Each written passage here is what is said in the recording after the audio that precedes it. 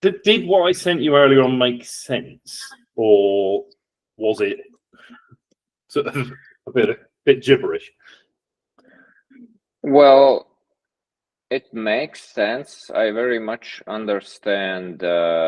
Like the coding matrix is really nice, where you see like pretty much all the things we kind of talked about and created, and then we can see clear people and no's and yeses below that. That makes complete sense. When we Yep. go to when I go to clusters, that like in general makes sense as well. It's very interesting that you have 3 groups, 4 groups, 5 groups, and it kind of automatically, you can kind of click around and see where you see more overlap or whatever, and all that is interesting. Of course, those groups in general, they don't mean anything yet, right? But I understand we take one group and we try to like create a job from it. But yeah, Okay. it's like it's clear. It seems like work in progress, but very much makes sense. And now just it's the process end to end. So whenever I'm trying to share this, so obviously. Step 1 was just debriefing all of these pieces here and capturing these kind of atomic detail of each individual interviewee. Step 2, which we largely did together, puts them into these different buckets. And so what I did that was slightly different from the last conversation is I've refined the wording on the buckets so that you can say yes or no to it. So when a visual idea calls me, stop and think, and I want the ability to do that to others. We had something about inspiration or whatever, and it's like, no, in this specific case, I've seen one in my scroll, I've gone, wow, and then I've thought, this would be really cool if I could do it to other people. And I went through all of the different interviewee transcripts to make sure that every single person that did agree with that ended in the group, and everybody else is not in that group and will be marked as no. Is that making sense? And then what happens in the coding matrix, automatically anybody that's not in the group is marked as a maybe. And so I've iterated around this over the past few days, looking at our grouping and the names we had and saying, is he a yes? And if I start being a bit unsure, then the wording isn't clear enough. But when I go to this one here, I used to have someone to do this. Now I need to learn how to do it myself. I've got to the point where everybody marked no definitely didn't have that, and the 3 that marked yes did. Okay, but what was the maybe part? So we don't have maybes. Yeah, so when I can't show you because it would break all the downstream stuff and we'd have to go through it again. But basically, no need to break anything. When I generate that matrix to begin with, this one here, I've got lack artistic talent, see a simple visual, believe I can do it too. That would create a column in the coding matrix that has that. This one here, and by default, people who are in the group are yes. Yeah. Everybody else is a maybe, because I want to go back to it. And as I step through it, I then go to the transcript and I go and, I was asking Google Gemini, hey, did this matter to this person? And then kind of, what are the quotes that they said that back up the fact that and did it match? Sometimes Gemini comes up and says yes, and then I look and I'm like, no, I disagree, because it was important after the fact, not before they purchased. But if you imagine in this thing here, and if I just filter it, this one will do, so that we're only looking at one rather than the whole cell. I want to get to the point where if this caused somebody to buy, that must be true before they would become a customer of yours, they're going to be marked as yes. And if this was either not relevant or not, they didn't mention it, or didn't come up in the conversation, then I want to mark them as no. And so the challenge was with the wording that we had before, some of it was ambiguous. I think I said, like, when I believe in the power of visual ideas or something like that was the statement.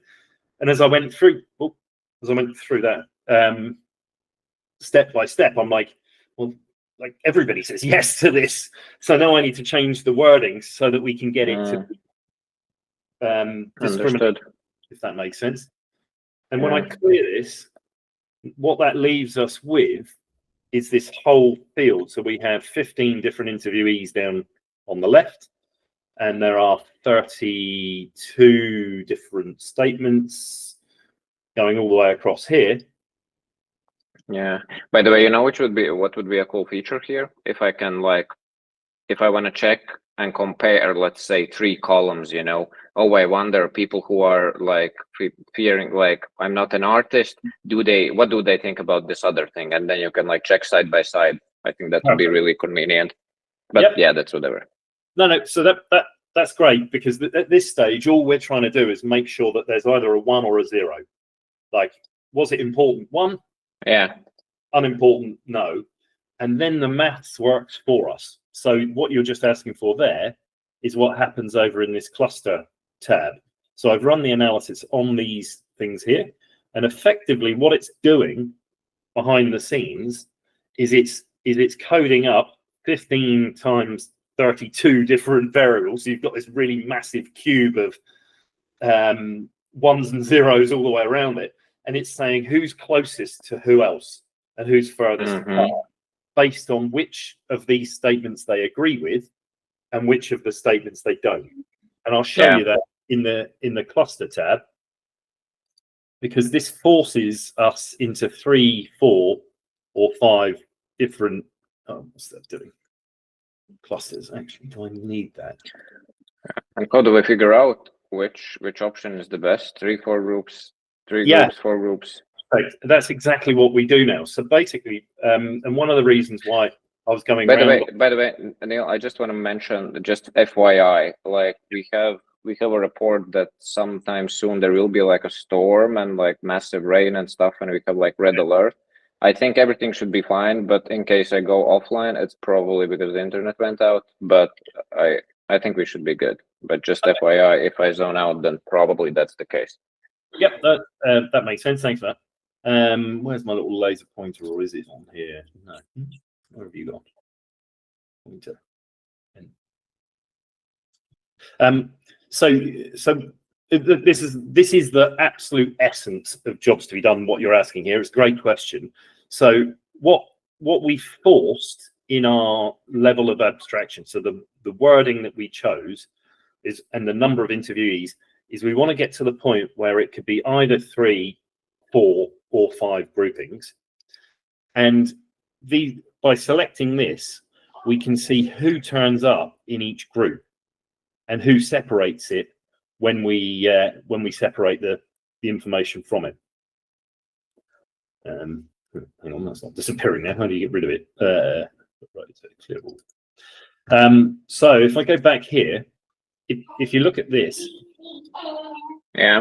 Wes and Kieran join themselves in a single group, and then I can come down here and I can see the statements that they had. These two were both true, and then over here in this one here, it's largely false. So you can see one of the differences between these people in group 2 versus group 1 is that group 1 agreed with this. It was I used to have someone else to do it, and now it's a core part of my work.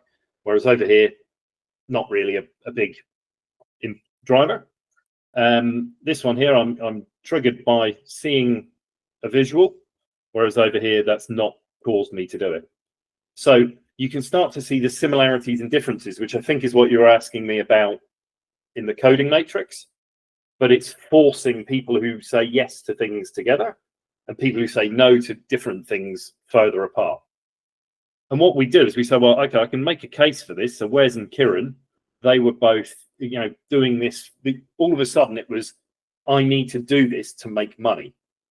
And I used to have somebody else that I paid to do it, but now I want to do it on my own because it's basically a source of income.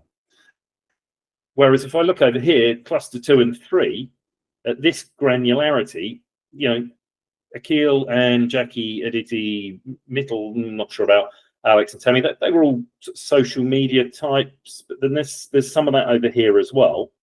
So therefore, I don't think 3 groups accurately describes it. It's not pulling people into blocks that make sense.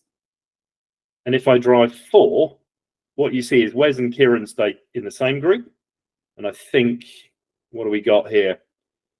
Cluster 2 didn't change, did it? Let's have a look. 7, 7, no. So in this case, we've split out cluster 4, Nikki, Knife, Kathy, and Eduardo, from Frederick and Francesca, Julia. Now, I think we can explain the difference between that by looking at it. But I'm going to shut up because you're studying and thinking, and I just want to make sure this is making sense. No, I'm very much listening to you. From what you explained previously, we had 3 groups. What I personally automatically thought was, in group 1, there were only 2 people. One of those people actually was just not even my student, so it was like picked from the universe, you know. And I felt like, okay, that is more like an edge case, so I don't even want to like focus on that. And then I see 2 strong groups. One was more like grow on social media, like make it work, you know, get attention, stuff like that. And the other group was more like the hobbyists, you know, self-help stuff, etc.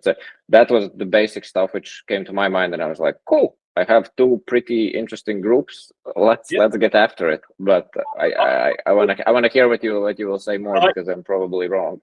No, I think you're heading in the right direction. Group 1, we're not discarding, by the way, because you've got an opportunity there.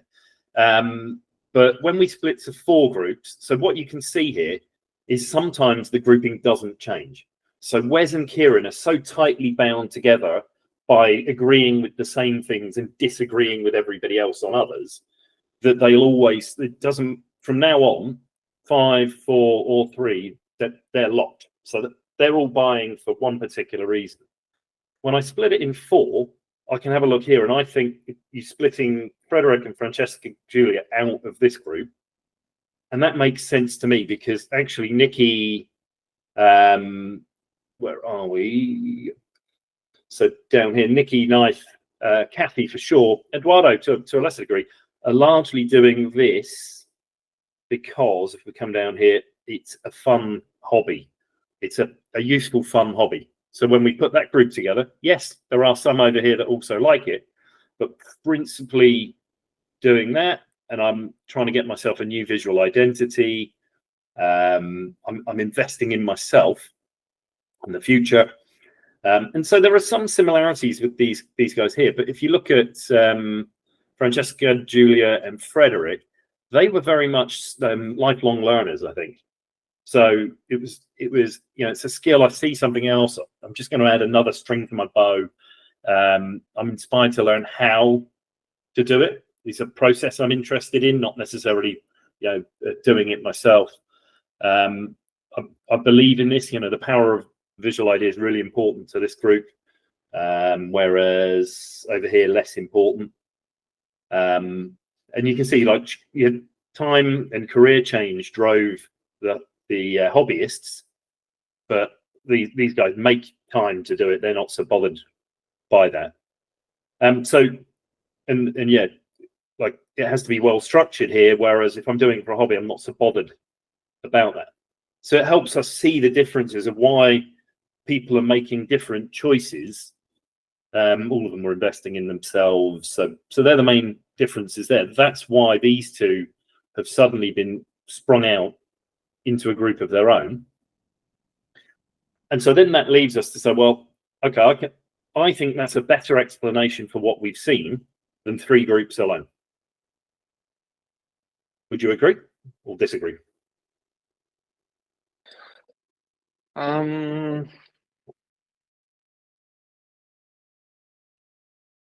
I feel this kind of makes my life a little bit more complicated, because there's like more nuances, and then you think, oh, does it really make sense? You know, when we had these 2 main groups to focus on, like, life's simple, you know, let's see what are the main things and go after it. And here, like, I start to scratch at how I would even approach that, you know.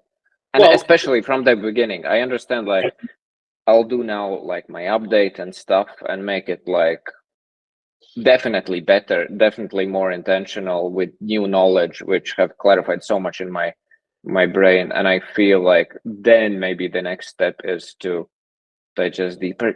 Though at the same time, as I'm speaking, I'm thinking about, okay, you know, but I send newsletters and I can survey people, and then maybe there are people similar to Francesca and Frederick, or what was the name, and target them better because they look for these things and these people. So yeah, I don't know. That's the honest answer. I'm more like trusting you. I'm just expressing what I feel.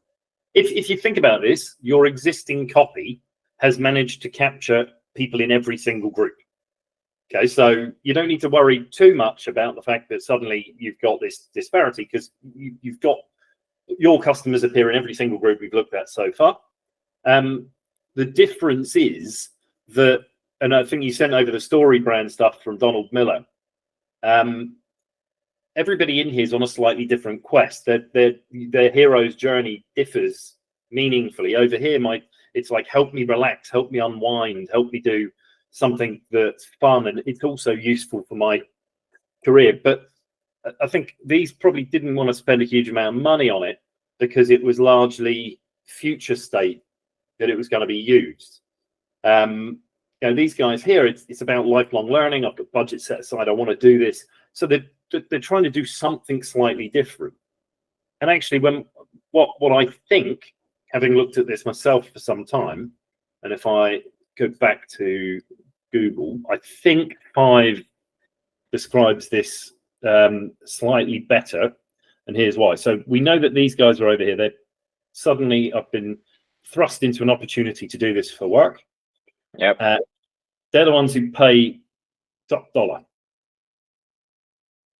because Kieran suddenly forked out, you know, whatever it was, a couple £150. Wes was happy to pay up for PJ's course and then yours afterwards. So I'm motivated to earn money, or because it's part of me making more profit or whatever.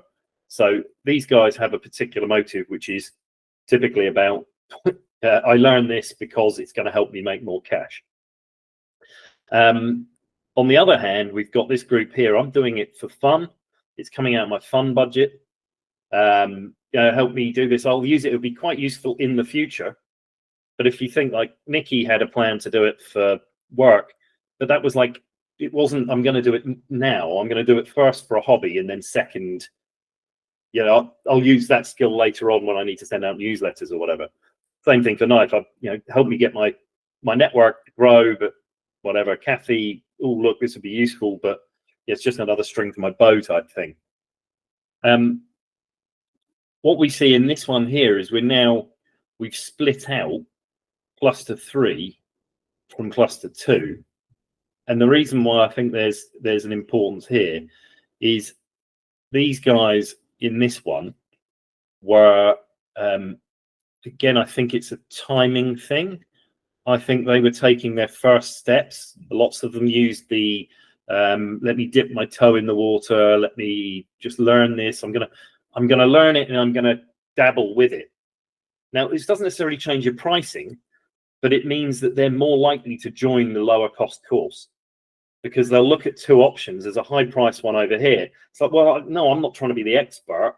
I'm probably just over here trying to just learn a few things. I'm going to play around with it. I'm the sort of person who's going to learn it, use it, and iterate, not necessarily the sort of person who wants guided hand-holding and support. Whereas these ones here were very much more stop the scroll, new visual identity.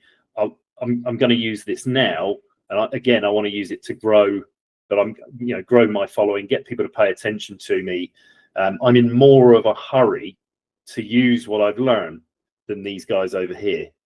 Even Alex, yes, he was using it on LinkedIn, but I think he was largely putting it there to help him flush out his own ideas and get to a point where he was comfortable, but he wasn't in a hurry to use it. He was going to use it way downstream.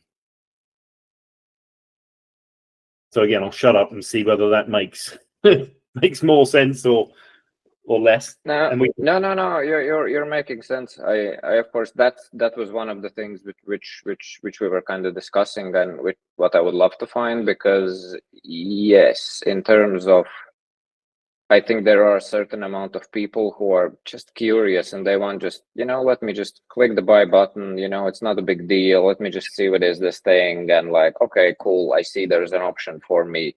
And when they would look to the, whatever I showed, the committed plan where it's like all the feedbacks and community and like full on, like big thing, which would be closer to like 400, that would be like, it seems too overwhelming. I don't think I'm like ready for such a commitment. It's just too much, and I feel like you are making sense in that regard, that we can tailor that plan more to those. And then for those who are like, I want a ROI from this thing.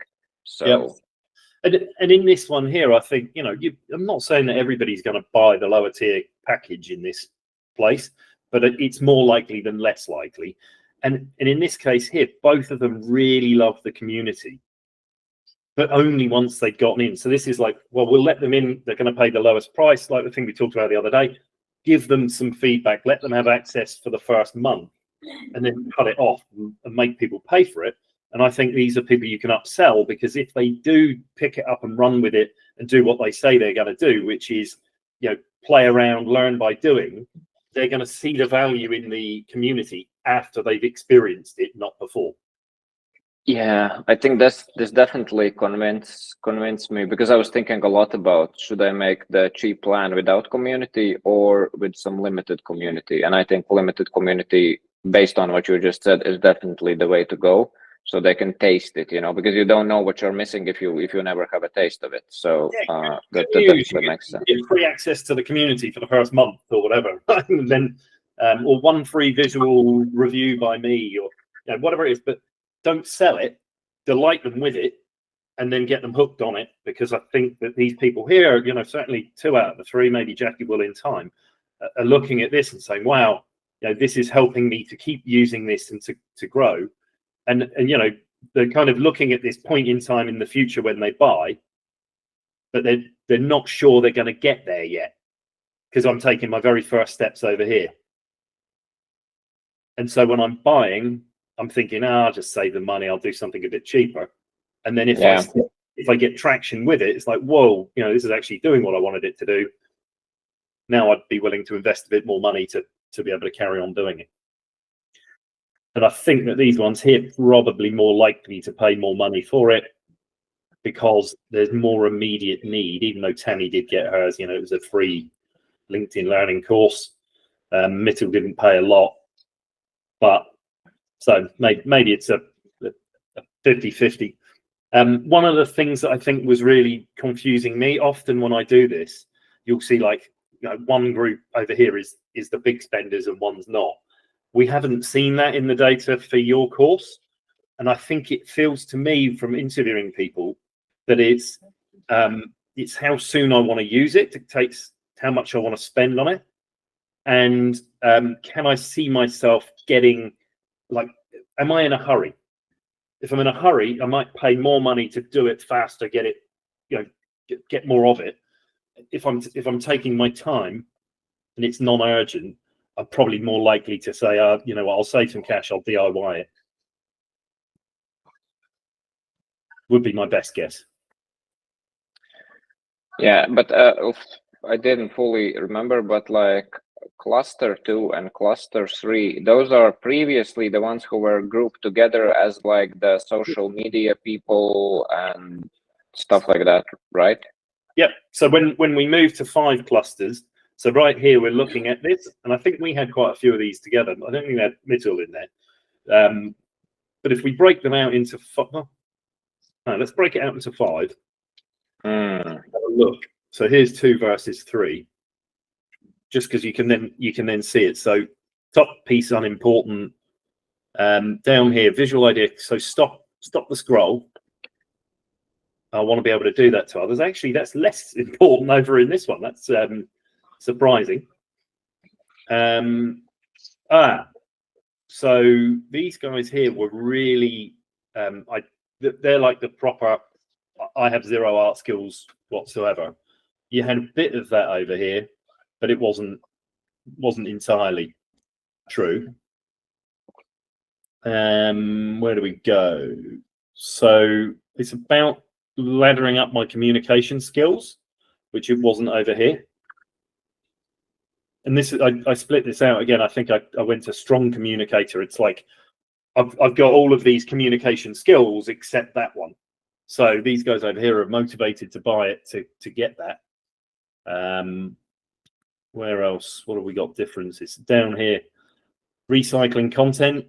These ones were all repurposing content that they'd seen elsewhere, and now it's the time for me to learn how to do it myself. So these are probably the people who share your ideas and put a new comment on it. So it could be a strategy for engaging them on LinkedIn or something like that. Social media reach matters to all of them. Basics. Where are we seeing differences? To be honest, here you go, down at the bottom. So the structure is less important here than it is there. Confidence. So in this case here, there was this confidence piece that mattered for some people, but not everybody. And again, it goes to being able to use them. If I'm going out to use it over here, like I'm going to use this and charge for it, so I need the confidence. Here, I'm just going to play around and learn it a bit. And over here, I'm putting them out there online to try and raise awareness. And whereas this was more confidence that I can learn the skill versus confidence that I can share these things. Much more about investing in myself and the future and communicating my ideas. Whereas up here, where are we?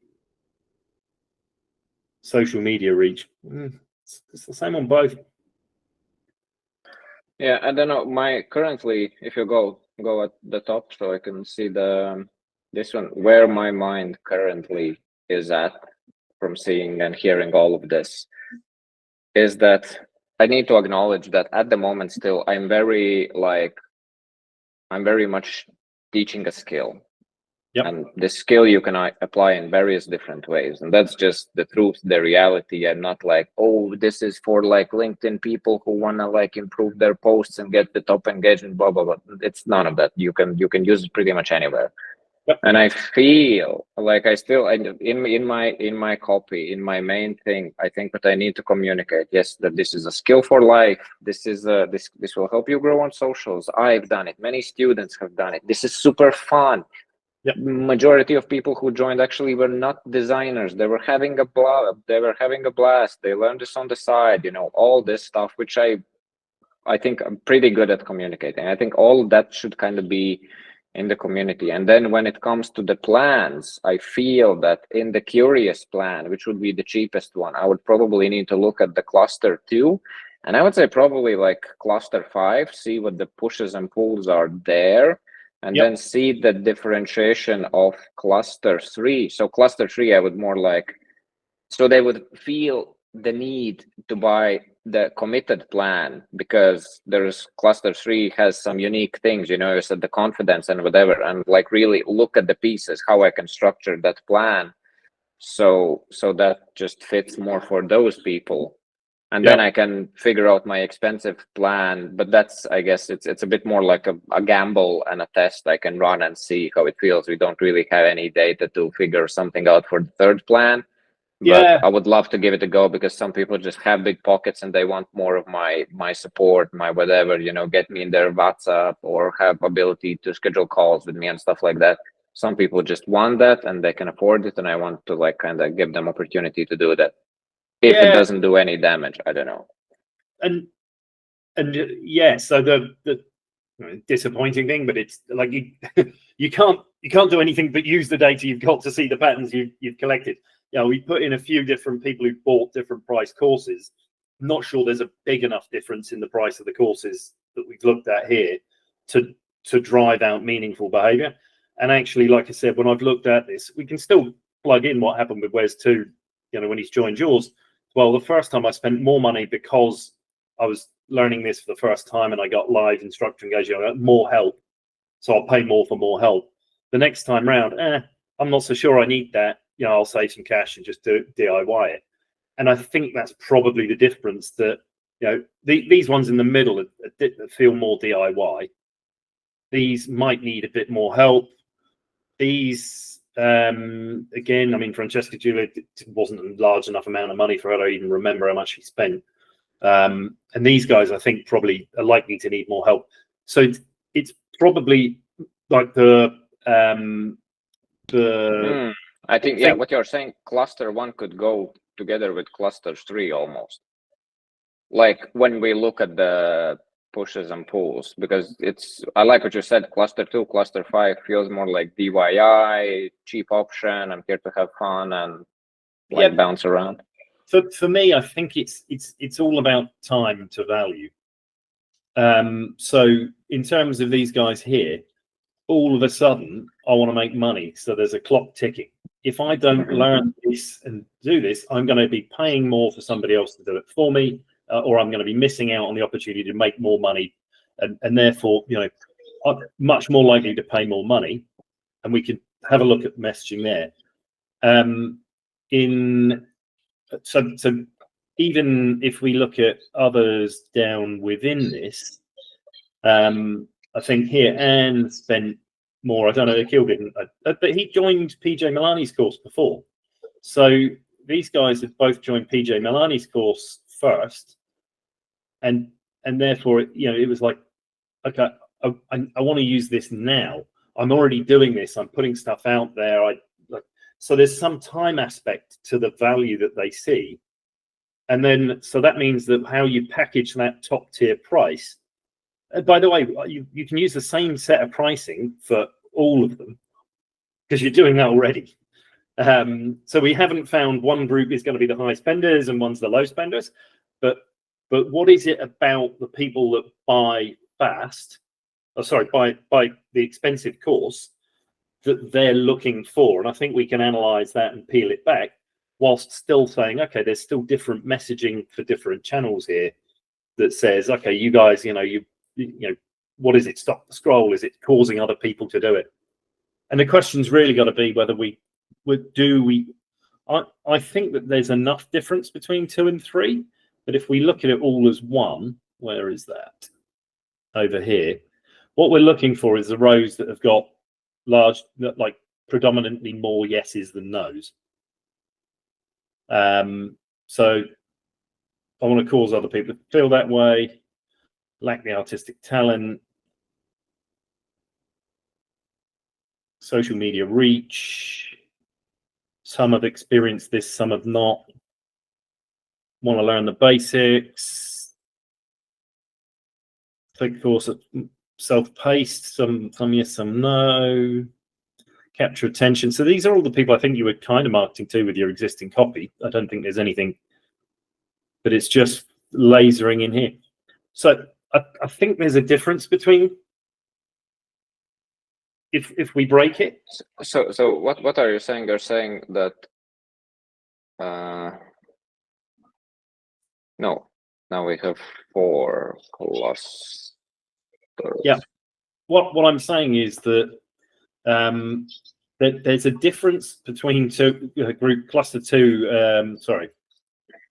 So when I break it into 5, 3 people end up over here and 4 over here.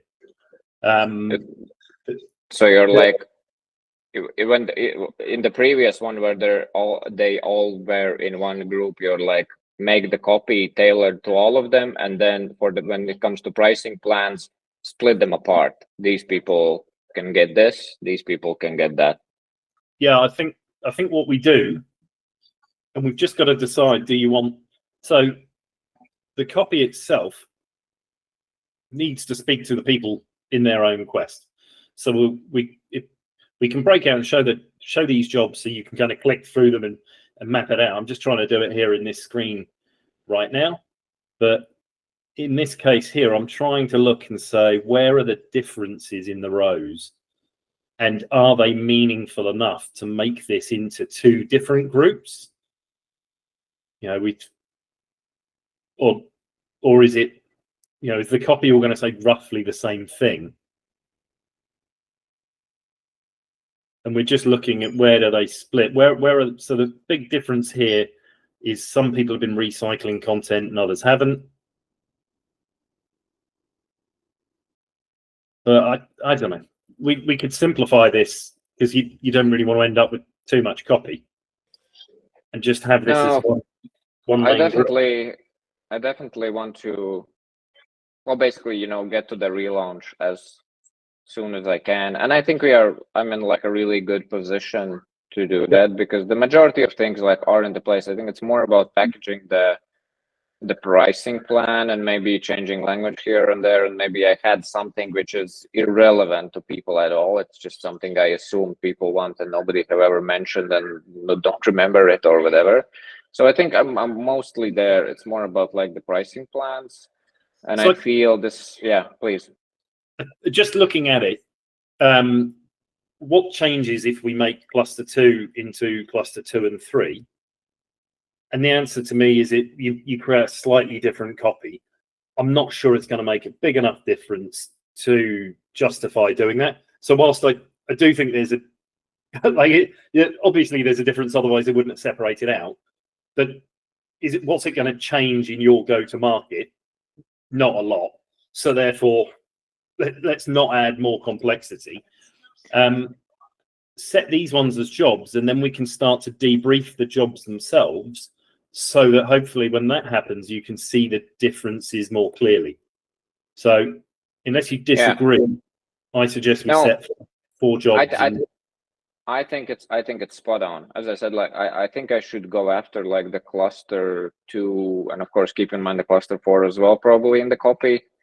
And when it comes to pricing plans, I can look who are like the, in the previous option when you separated them, there was the more time aspect. I need this immediate value. I need this, and figure out what are those people like saying and what are the differences, and then I can maybe package more of those things in a bit more expensive plan, because it just, at least logically, it makes sense in my mind. But yeah, what you did here, I think makes total sense. Yeah. So what we do here, we just start to detail this out. Basically, this is just markdown, but we can just, but I've added this just for you. Question. Yeah. When it comes to Wes and Kieran, who are like only 2 people in this plan, and they have the more need, like, what do we do with this? Is this like a reference for future? Because I don't feel I will like tailor copy really to them, because they're just few and they do feel like quite unique. What can you just elaborate on that? I mean, you've got customers in all these groups. So same with Francesca, Julia, and Frederick. I would detail all of these, because actually one of the things we're going to look at is what are the facets of, like, what are the key demand drivers across all of these, and what is it that they're seeking, so that we can work out, take what you've got and plug that in for them. So do they need some new feature or whatever?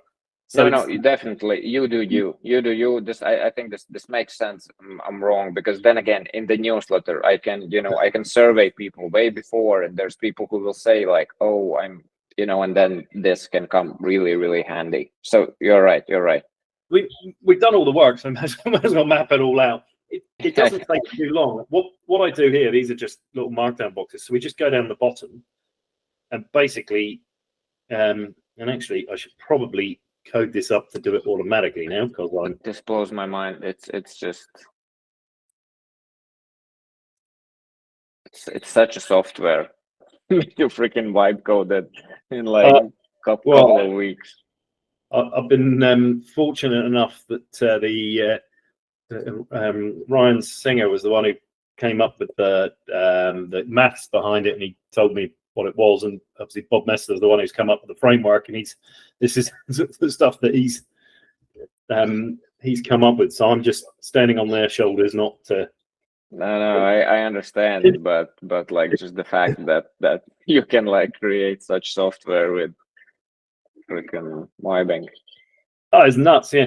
So sorry, I've just explained what I'm doing here. You can see I'm coming down here. There's lots where they've got these both of them agree with the same statement. So what I do to begin with is just go and harvest all of these. And like I said, I can definitely get this to automate now when I don't want to break this to myself in the future. Oh, sorry, let's do that. There we go. Personal, professional life to do this. Okay, there we go. And let's have a look at pulls. So I typically start by just mapping this out for all of them. And there you go. There's a reason why this might.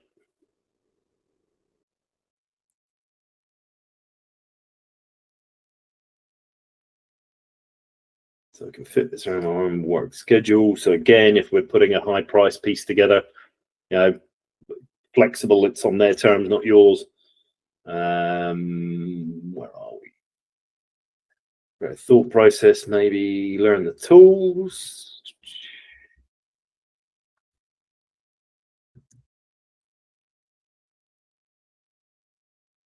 What else have we got that they agree with? Confidence to do this on my own. I think that's actually a big one for these guys here, because they're going to go and do it in real time. And that's that. All right, let's stop there. So what we've got here is someone else used to do it. It's a core part of my work. I could probably reorder those. Need to create them. I'm worried, like I lack the ability. This one I think is, you could leave it in your messaging, but I don't think you need to. But I can find the time to do this. So I've got a downtime in work, So this would tell me then that if I've got this, I want to make money doing it. I want personal help, feedback structure. So I'm actually keen on all of that stuff. It's got to fit around this schedule. Maybe the tools are important here, but it's about giving them the confidence. And so then if I was doing that, I think you can do a high-priced pitch at these guys here, but it's going to have to fit around whenever they, like, when do they come in market? When they see opportunity, when they, do you want to make money? You even said, like, Kieran didn't even know I existed, but clearly you could have helped him. So is there some offer that helps people who want to do this? I think this is good. This is good in terms that I could probably take some bits from this and put it in the high tier plan, because you're right, Wes probably it would be tremendously useful, and maybe he would even be down to pay a couple of thousands for me to to have my tailored support on demand for a certain period of time, where we can whatever chat in Slack or WhatsApp or jump at calls when he works with clients and he needs conceptual help, and I can just help him work through things. Yeah, I think it makes sense. Cool. And the outcome here, the end state for these guys is, so you need to create a plan that helps them get to the point where they believe they can do it themselves without that support. So what is I would certainly say that the confidence part, I would probably I think it was common for others as well, and I would probably include it into the mid tier for sure. Because there is the tailored feedback sessions and the community, that should be enough. The premium plan is really I want Janis in my pocket, and just really hold my hand along the way. Yep. Okay. So let's have a look at 2, because this is probably more the one. So again, if we go down here, definitely need a way to bring this up. So in this case, that's a strong yes. I'll probably put the full yeses up top here, but it's a strong yes, as you said. So stop and think. Where are we? This is so cool. Just this is so cool. Yeah, the minute I saw this stuff the first time myself, I'm like, yeah, there we go. It's very hard to see this when you initially start, but now when you it just makes so much sense. This is so cool. Yeah, that was how about it as well. Testimonial from Janis. This is so fucking cool. Let's go there. But yeah, like all of a sudden, there's all this stuff you can see it, but it's quite hard to see the differences between people, right? Because they're all kind of wanting the same thing. But when you pull it apart like this, I find that it gives you a bit more focus. Hang on, which one did I? There. Want to increase social media reach. And so this one's the difference. So the recycling content, some people were doing that, others won't. Whereas if you broke it in more groups, you would. Nobody's doing that. Okay, so now we're up on the polls. So this is about learning the basics, not mastery. Yeah, there's more than half there. Own pace, own time. So that's probably, I'm going to take a self-paced course. Yeah, I'm definitely going to go and change this up so it automatically does this for me. No, but it's you're on the way there. This is the way to go. Instead of you probably could work this for a whole year without launching. If you would try to create all the fancy features you want, but this is working. Well, no, it's like by using it in its new iteration. So I've had the old one before that I put together without vibe coding. Yeah, there we go. This one here. So that confidence, because I'm not an artist, is the difference here, though. So it's less the confidence to put it out in the first place. It's more the confidence to give it a go to begin with. Communicate my ideas more clearly, get others on the same page. Here we go. Tap that in. So again, we can come back to that. But so social media reach is probably the top one. So I'd probably just swap that around because they're all pretty much the same score. Visual ideas, stop and think. Capture attention. So let's bring that. It's interesting to chat with what I'm thinking now. I see this and like, oh, I had the assumption that I was always focusing on the social media reach, but I had the feeling that it might not be the case. And what I'm thinking now is that the fact that I always assumed people want social media reach, I automatically attracted more of those people because that was the copy was tailored for them.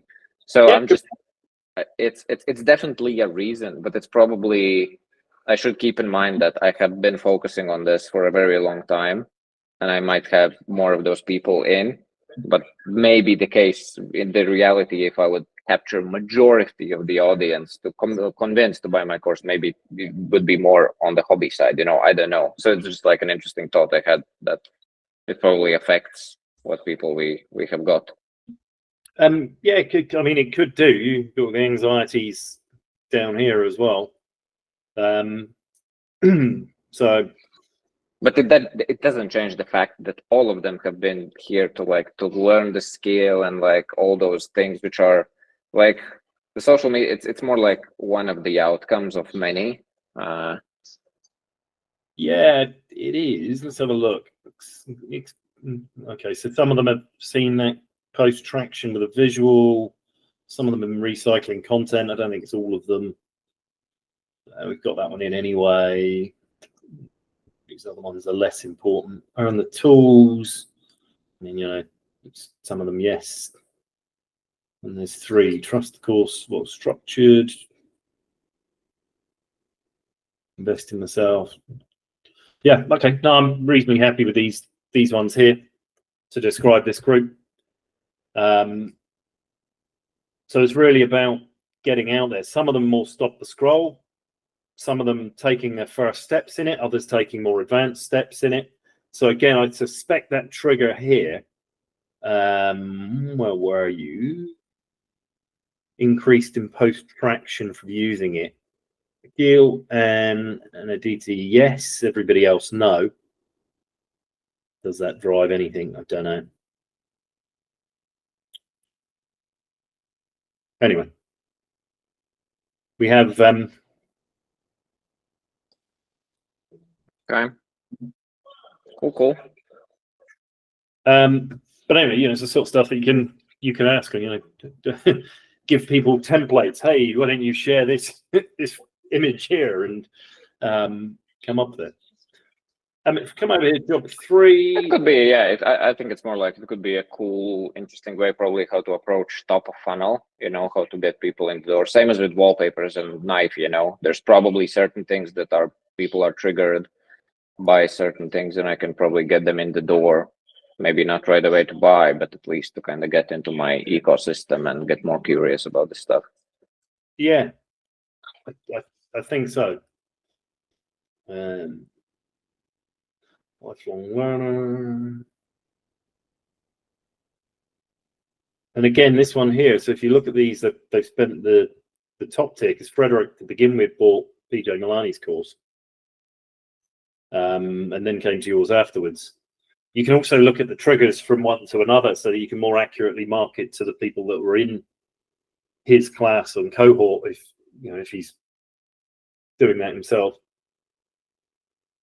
giving you the opportunity to do that. What triggers somebody to move from one to the next? No, already got that. Sorry.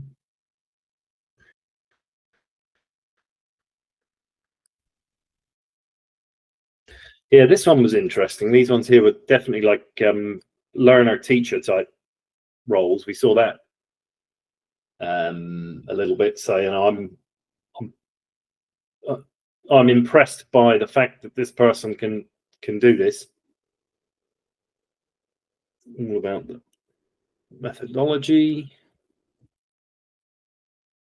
What else we got? Trust. So I've got to trust that the person's going to do a good job, probably because they're teachers themselves. Actually, I think when we saw that across, Anne had done this, or she'd experienced working with a teacher before. So that's when that seems to matter. I invested in myself. What are you doing? Yeah, I would even assume that I think quite a few people don't even mention that, because to me, at least in the creator ecosystem, I think it's more important for like cold traffic would mention that more, but like when you're creator ecosystem, you automatically like probably have followed that person for months, years, and you just trust them, you know. And that's, at least when I look at my buying behavior and the courses I have bought, it's always been from people I trust already. Them, I'm like fully committed, like you're the real deal. Yeah. I just want to see your what's your thing, how do you do this stuff. And that could well be the way. So in this case here, you know, it's I don't know whether we need to reorder these. What do you think?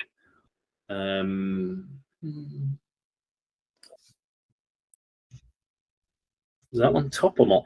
I mean, they're all obviously important. I don't think so. I think it's a gamble to put any of them at the top. Probably don't know what's the reality there, but I think those are good anyhow, good. Yeah, sorry. I think when I put them at the top, in my mind, they're kind of, imagine the dominoes falling. What comes first in this case here? You know, possibly this. I don't know, but you know, I'm always looking for new ways to improve. Hence, I'm a lifelong learner. Then I see visual content, and I'm inspired to know how to do that. Well, maybe this one's older. I don't know. Maybe it's that one. You know, I'm a lifelong learner. But anyway, just trying to think it through. But it's kind of what causes these things. If I see a visual and I know it's better at communicating, well, and I'm a lifelong learner and a teacher, I know that I need to keep improving my skills. So this one here was all about the thought process. And that's interesting, actually, because we didn't see. Let's go and have a look at the thought process one on this.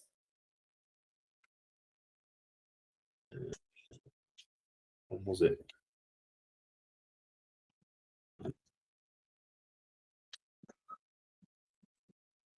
Oh no, SciCam wasn't it? It's a poll. thought process. I need to put a search bar on this one. This one. No, it wasn't very relevant to these guys here. It was more about the yeah, okay. These ones here would be the repeatable, are they? Tools. No, didn't get that there. Is that only one of them? I'd be tempted to put that up top. Because again, I'm going to add that one to this here just because it appears in one of them, but the thought process is important to these guys and to these guys here, and it's the repeatability of it for me. I think that's important to them. Yeah, I think it makes sense. And then over here we have our friends, the hobbyists. So let's have a look and see what they want. Half of them. Got a look. Are there any threes? Okay. Yeah, I think these ones were. It's like I've got the time to stop and do something I like. Yeah, definitely. It's nice when you will like code this up. You can automatically put the top ones at the top, and like it's a very clear algorithm that you can apply here. Yeah, it shouldn't be too hard at all. I just I hadn't done it before, but that shouldn't be too. I'd be tempted to put these in here. Yeah, I think so. So it's not that lonely. Well, no, when it's half of them are saying it, half of them are not. It's, you know, you kind of make a call on it. So again, I lack the artistic talent. Some of them yes, some of them no. But does that hurt to put in there? It's not going to put someone off who doesn't.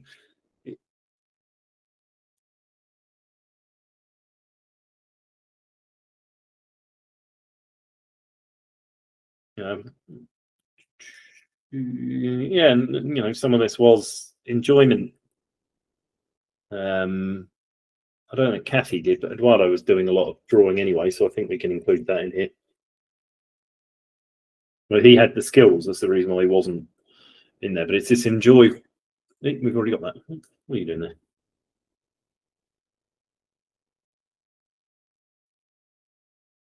Anything else? So they're the main ones, and then the pulls over here. Yeah.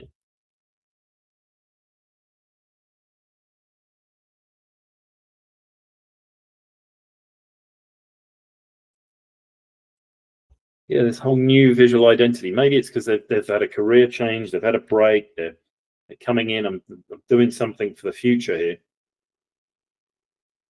Investing in myself.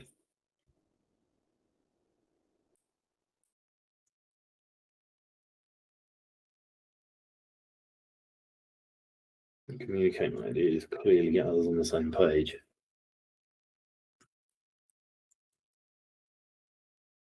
I think that's it for now. But yeah, definitely will be easier if we can flush these automatically and then just add in the edge cases. So yeah, that's the big difference with these ones here. It's largely there's a point in time in my career, you know, I'm sick of the work I'm doing. I'll take a step back and to look at what the step forward is. Nikki, you know, I'm setting up a business and I'm doing this. Kathy, same, you know, retired and moving on. Eduardo had moved back to Italy and taken this up. So there's, you know, that's a trigger point that causes people to start thinking about this stuff here. And one of the things that you can do with the research is you can't cause demand, but you can ask questions that allow people to realize they've got demand. So it's like, hey, you know, you had a recent career change, or you know, taking a break from work, thinking about what's next. ... Maybe a fun, healthy hobby can help you push yourself and be useful to you. to whatever Yeah. comes next. This really feels like these jobs, I think, like landing page and the product, of course, is one thing, which is very, very important thing. But I think using this intentionally in my newsletter can be so powerful, because I have 20,000+ people there. And yeah, that would be really useful. And this is the thing. So whilst you're selling the same thing, hopefully you can see now that if you're talking about your Donald Middle story brand stuff, the reason I like that is because it's an extension of what you can do with this. Look at the quest that I'm on here and compare it to like this one here or whatever. Actually, I think these ones probably not actually massively different, but this one here, I've been thrust into this. I've taken up a job where this is suddenly important. I can't rely on somebody else anymore. So now I need that guide. I need that mentor who's going to take me forward and help me make this a career that stands out. Versus here, yeah, sure, I'm going to use it in my career in the future, but I don't need a guide or anything like that. I'm just having fun. I'm exploring. I'm doing whatever I want to do. Yeah. And it kind of tells me that we're looking for slightly different things. And this is like working with you and working on this and having this experience with you. It just it's interesting how I reflect now in the past, and when I have like bought products where I'm like, yes, that's me. Yes, I have those problems. Oh my God, you're speaking to my heart. Oh my God, yes, this is me. This is like, I see from where it's coming from, and how you can tailor products where people are just like, oh. Yeah. And that's the thing. You could add these to your existing landing page without changing anything about the pricing. We've got to work out what the pricing should look like. So the top tier one, the middle ones you can play around with a bit. But the top tier one, there's definitely tweaks to be made. But actually, in this one here, it's like 4 different tiles. Which of these best describes you? And that's what the job narrative's there to do. I typically start, and actually, where are you? There, I can. So something like this, and I'll get it wrong, but whatever. You can iterate on these things as well. But when I am changing my career,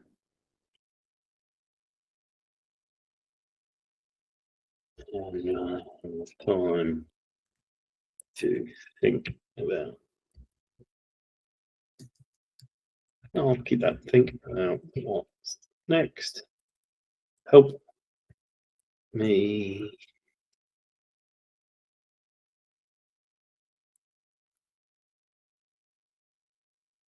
help me. And this skills confidence.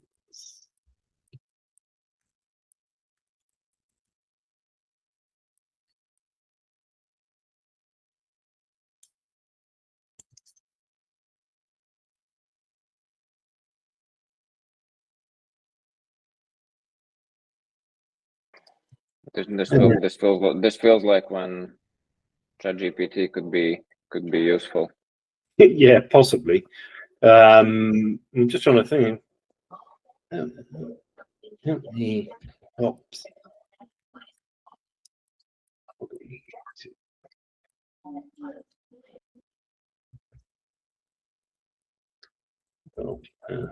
One whilst 15.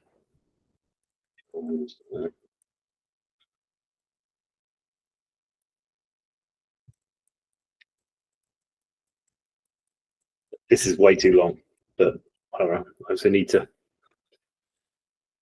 change that edit too. It's like the way we phrase these up. So what's happening to the person? What are they struggling with? And like, this isn't right. This is probably more so I can. So we can muck around with this. That input box needs. It's to be fine. fixed. It's not set in stone. It's good. I think let's just go with something and. Yeah, and it's just slightly different to this one here. So when my job, or when I have opportunity to make money,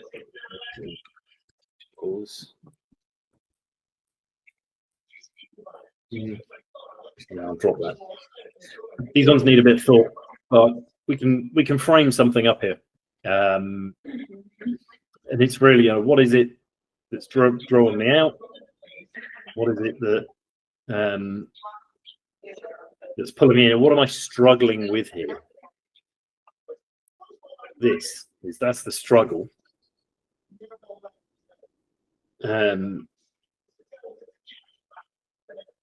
So yeah, maybe it's something like this. I guess it's when I need visuals, but I don't have. Yeah.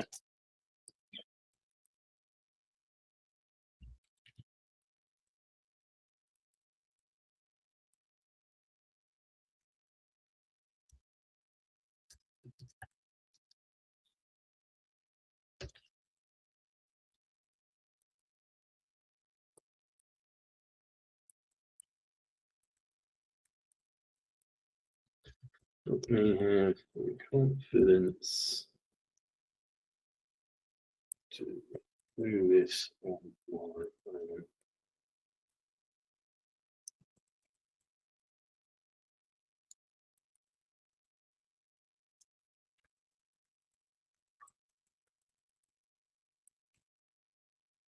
There, ugly as hell, but all these things you sort of put it together and so it's probably not.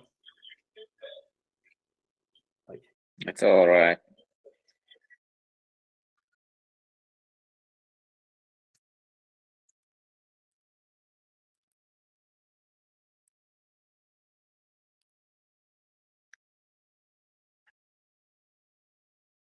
See what that says. Yeah, something like that. It's not far off. So again, you kind of feed this stuff into that story brand piece anyway. I've punted some of these pieces in and churned it out. But it's just trying to get something that's kind of the essence. And this is what whether it makes sense or not, but this was what I was on about your poker hand before. So we know that now that I've had somebody else who could do this before, or maybe there's somebody I've outsourced it to. It's a core part of my work. I'm worried, like when this is not a core part of my work, I'm fine outsourcing it. Suddenly it becomes a core part of my work, and now I'm like, oh man, can I really sell these visuals if I'm not a designer, or do I have the confidence to stand there and sell this service with my level of skill? And I want to get the power to do it, but I need this help and structure and support to get this and repeatedly create the images, and have this confidence. So that's really where you're selling confidence to this group here, which is slightly different to this one here. You're selling fun, a healthy hobby, something that you're going to be doing to relax your state of mind. And I think Nikki says she had ADHD or something like this. I don't know whether that's true of the others, but again, if you're thinking about your marketing plans, loads of people use these remarkable tablets. In the UK, I think they prescribe them on the NHS, or they give you like a discount for it. So they're distraction free. So start drawing some and posting them on on the remarkable subreddit or whatever, and get people who do this to think, wow, I could do that too. There's all sorts of marketing opportunities I could see, or new channels for you with that. This one here, that's quite easy.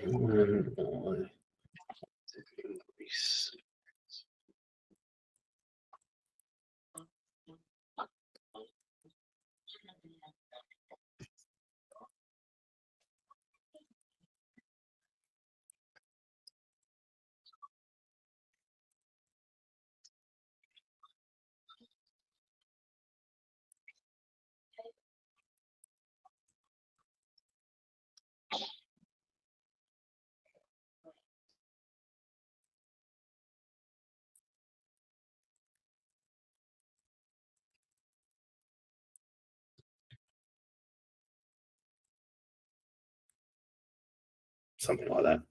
Again, we've got a different quest that people are on here.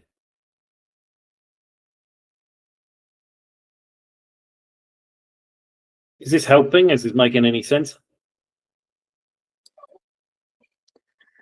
Yeah, definitely. Though, of course, I think title is one thing, but it's like you look into when I, so I, and like you kind of. Yeah, well, you think about this. What's it more about and less about? This another thing. So it's more about gaining confidence. Actually, first, needing to do this to make a living. Sorry, it's my wife coming home, I'm sure. Lacking the confidence to sell this as a service based on my current skills.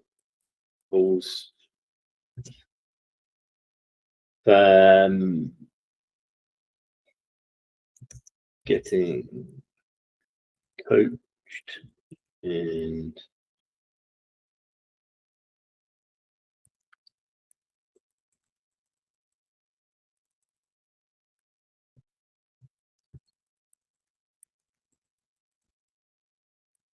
what else? Fitting it around work, home schedule. We've got the confidence. Oh, the thought process. Getting creative. What I need repeatable.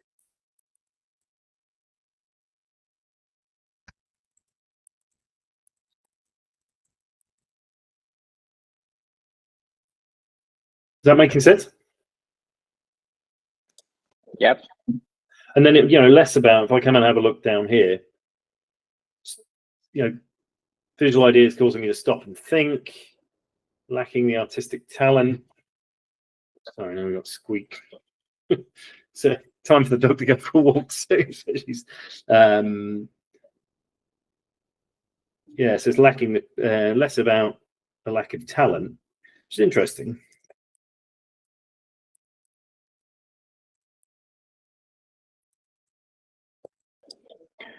That's kind of counter. Yeah, it is. It's interesting, isn't it? But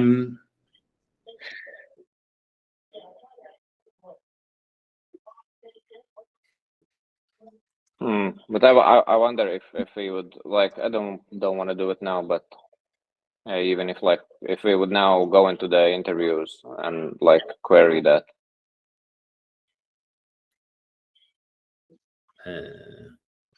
We've got the interviews.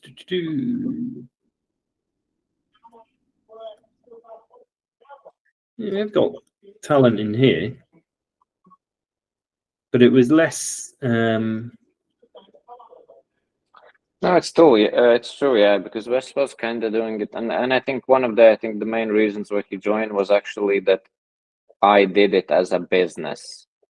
Yeah. And the thing is that he was creating visuals. He talks about the fact that he comes up with them; they're just not polished. So the thing that's the big one between true. Here. It's so total.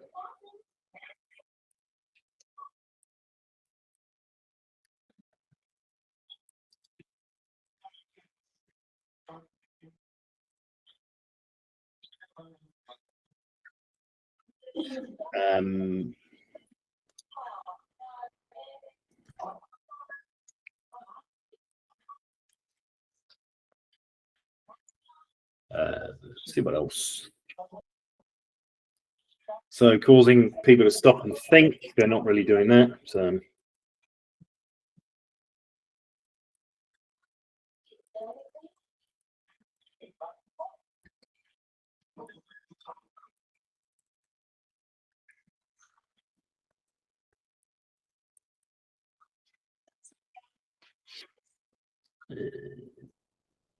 on the enjoyment.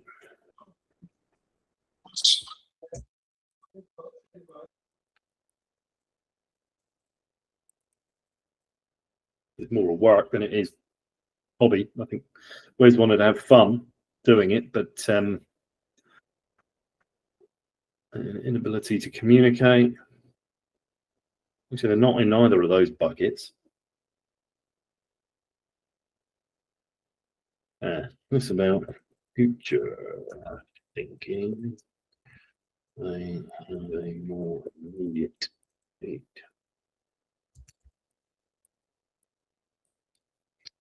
So in this case here, they're not acquiring a skill that might be of use. They're acquiring a skill that they need right now.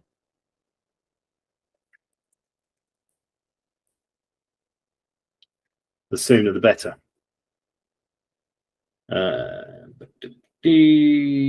Career change.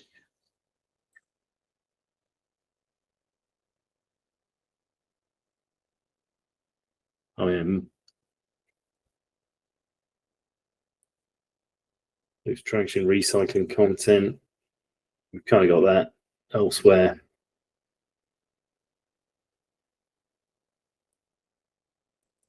Using this to teach course.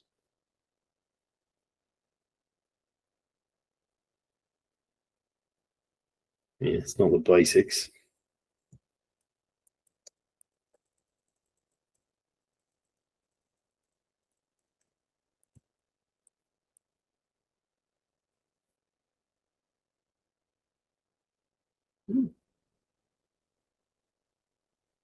Capture attention.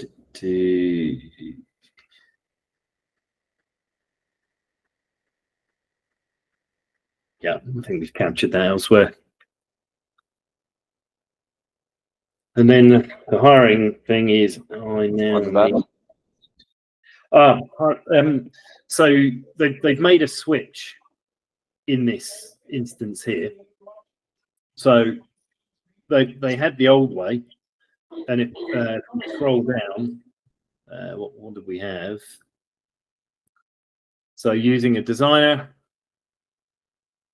paying a graphic designer. So both of these have switched from designer to learning how to do this themselves. So what we're interested in here is what causes somebody to say, today's the day I fire my graphic designer and take up a course to learn this. So why am I firing it? Like, cost to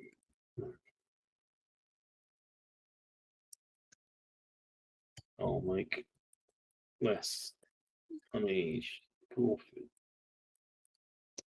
if I outsource this to others.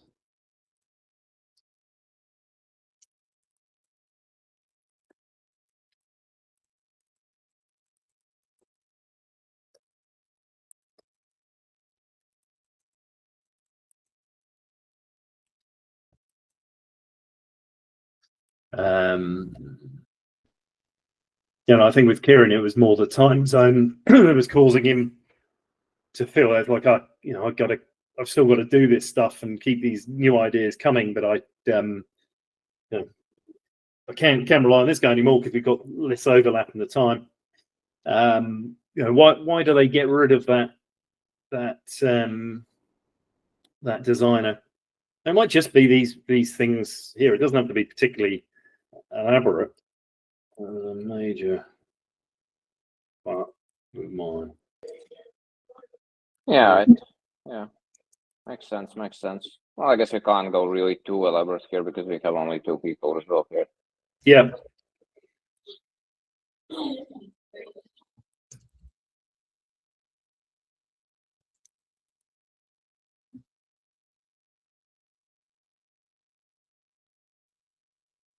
So see, it's stuff like that. It's that trigger point. What is it that finally causes the straw that breaks the camel's back, or whatever they say?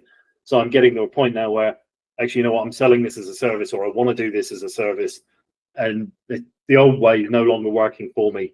Now it's the time to step up and do this. Hiring criteria, you can also look at what else we're trying to do. So having trust and confidence that the teacher knows. Yeah. So I've relied on this person when they were the graphic designer. Now I'm hiring them to teach me. In Wes's case, I think he'd seen that you were making a living out of this, and he wanted to do it. He'd seen PJ stuff, so it's like, oh, look, this person can guide me. You've got to have the trust for them to hire the new person, I think.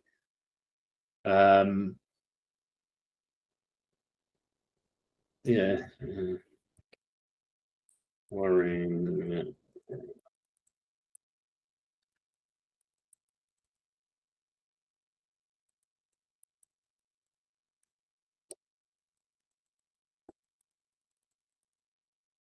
So there's definitely some part of this that's triggering it, and then if I'm looking at the functional, help me get skills and thought process forward.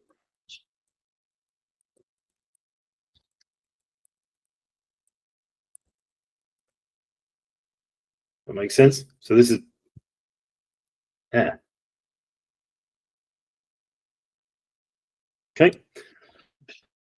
We'll do the motivations some other time when we find code them into it. What's going on with that? Yeah, that's not great. Maybe save the core one. Yeah, we can do that.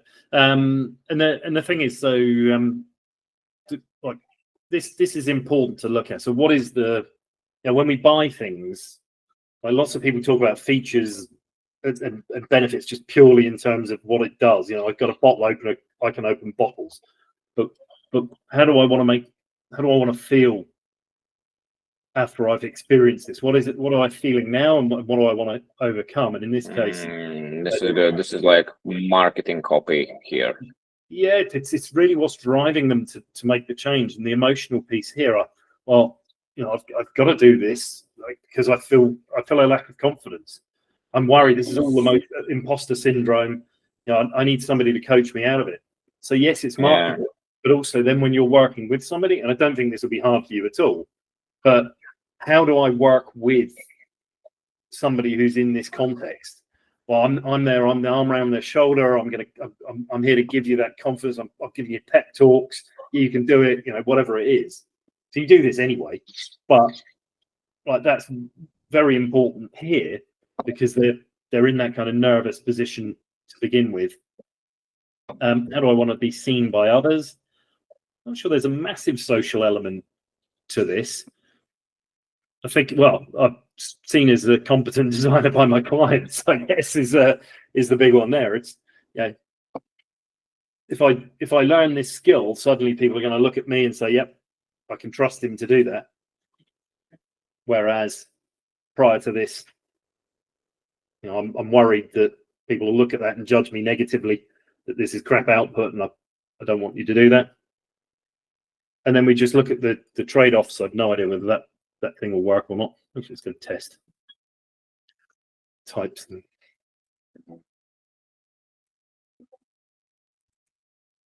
that one works. So does that one. So there's so many moving parts in this thing, so I'm not surprised that some stuff goes haywire. Yeah, it's obviously I've tested up to this point to get us to do this.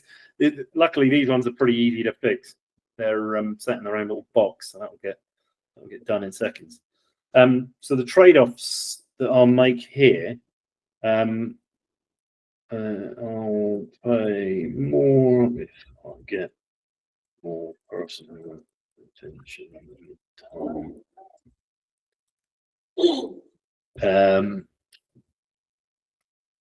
I want it to fit. I need it to fit around my work life and schedule.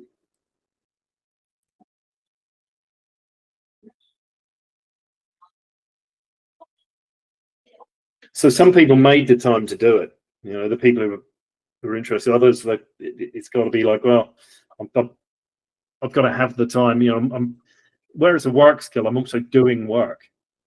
So it's competing with the work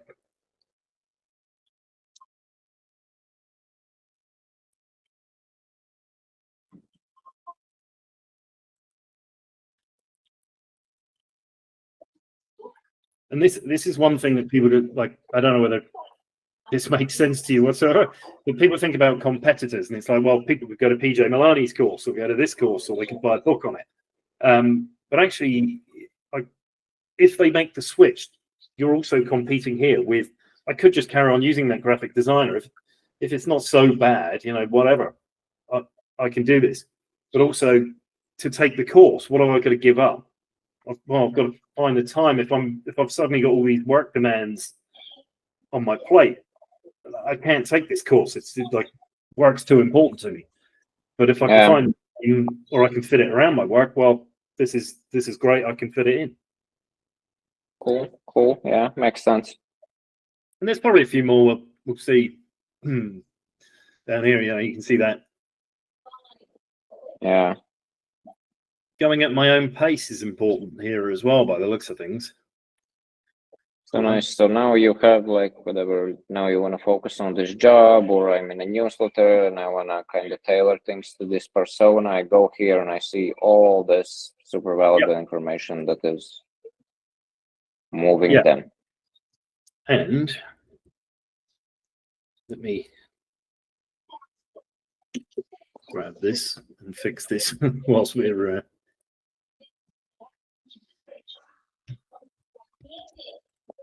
Are you updating the code base right now?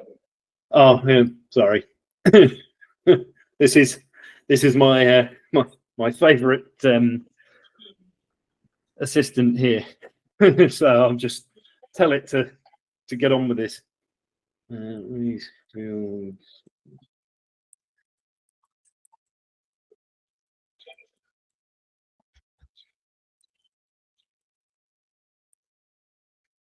So you're doing everything in Lovable, yeah?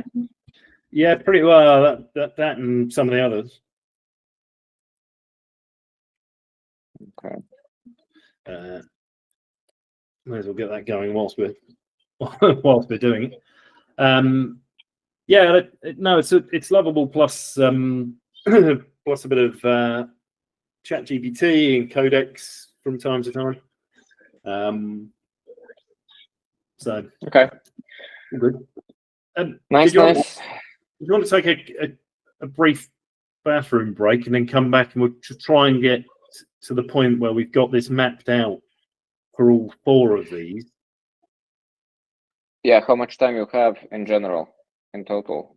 I'm good for another hour or so. It's easy enough. It's the only thing I've got to do tonight is cook dinner for my wife. Maybe let's take a little break, and then at least let's do the main one. Yeah, we'll get that done, and then if you want to spend some more time, we'll do that. And then sometimes it's quite nice to let this marinade. You can go off. You've got access to it, and come up some questions. What does this trigger once you've had the chance to sleep on it? As a way of what do we do next? So we can cool. Okay. All right. How much? 5 minutes? 3 minutes? Oh yeah, I'm just going to go and pull up my water and okay. Use the bathroom. So I'll be back in a second. Cool.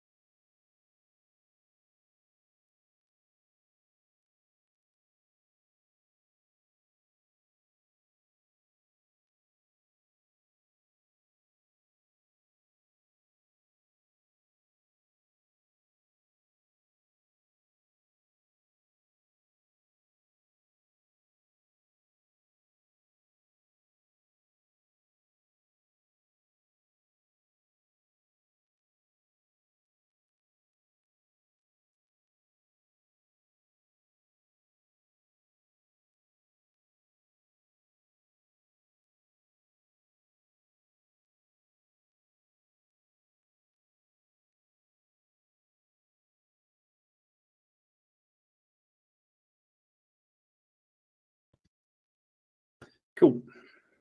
Is this second breakfast or? Just wife cooking some food, and I stole some cabbage. So All that's right. what it is. Very healthy. Yeah, well, it's a nice snack. You never think about it, but it's really cool. Yeah, no, I quite like it. I actually go to Japan. They do quite a lot of the salads have got just shredded cabbage with a pretty cool dressing on it or whatever. And I'm always surprised how much I like it, because when I was a kid, cabbage wasn't necessarily high up the list of things you're going to eat. Yeah. How long you've been, by the way, in Singapore? I've been here 14 and a half years. So. Oh my gosh! So you've kind of grown together with Singapore, because 14 years back it was probably not as peak as it's now. Oh, I mean, it's constantly evolving, but it's definitely grown, and various things have come up and down. I used to live in the middle of town when I first moved, and you'd see where? Singapore's a city state anyway, so pretty much everywhere is the middle. But in downtown Singapore, we moved there, and we were on a 39th floor or whatever. But you would watch as a building suddenly got built in front of your eyes, and then another one suddenly gets demolished and replaced. It's insane how fast they put stuff up and how it changes. Yeah. So. But it's super packed, right? Because it is a shitload of people in a city, basically. Yeah, 6.1 million people live here now, and I use there's an island in the UK that you probably won't mean anything to you, but it's not a very big place. Half an hour drive will get you from one side to the next normally. So yeah, we're not huge. So pretty dense. Okay. It's all good fun. Yeah, it's pros and cons of everything. I think Singapore is very compelling, and it's very city-ish. Yeah, it just depends what you like. My brother lives in West Wales, in countryside, and enjoys his peace and quiet and space and all this. Whereas I like rain and access, and the fact that I can go and get cuisine from pretty much anywhere in the world. So it's just what's important to you. Cool. Okay. All right. So this is one you want to make sure that we focus on. So we'll do this. So this, I think you're already emphasizing quite a lot of this. Growing a social following, use more engaging content.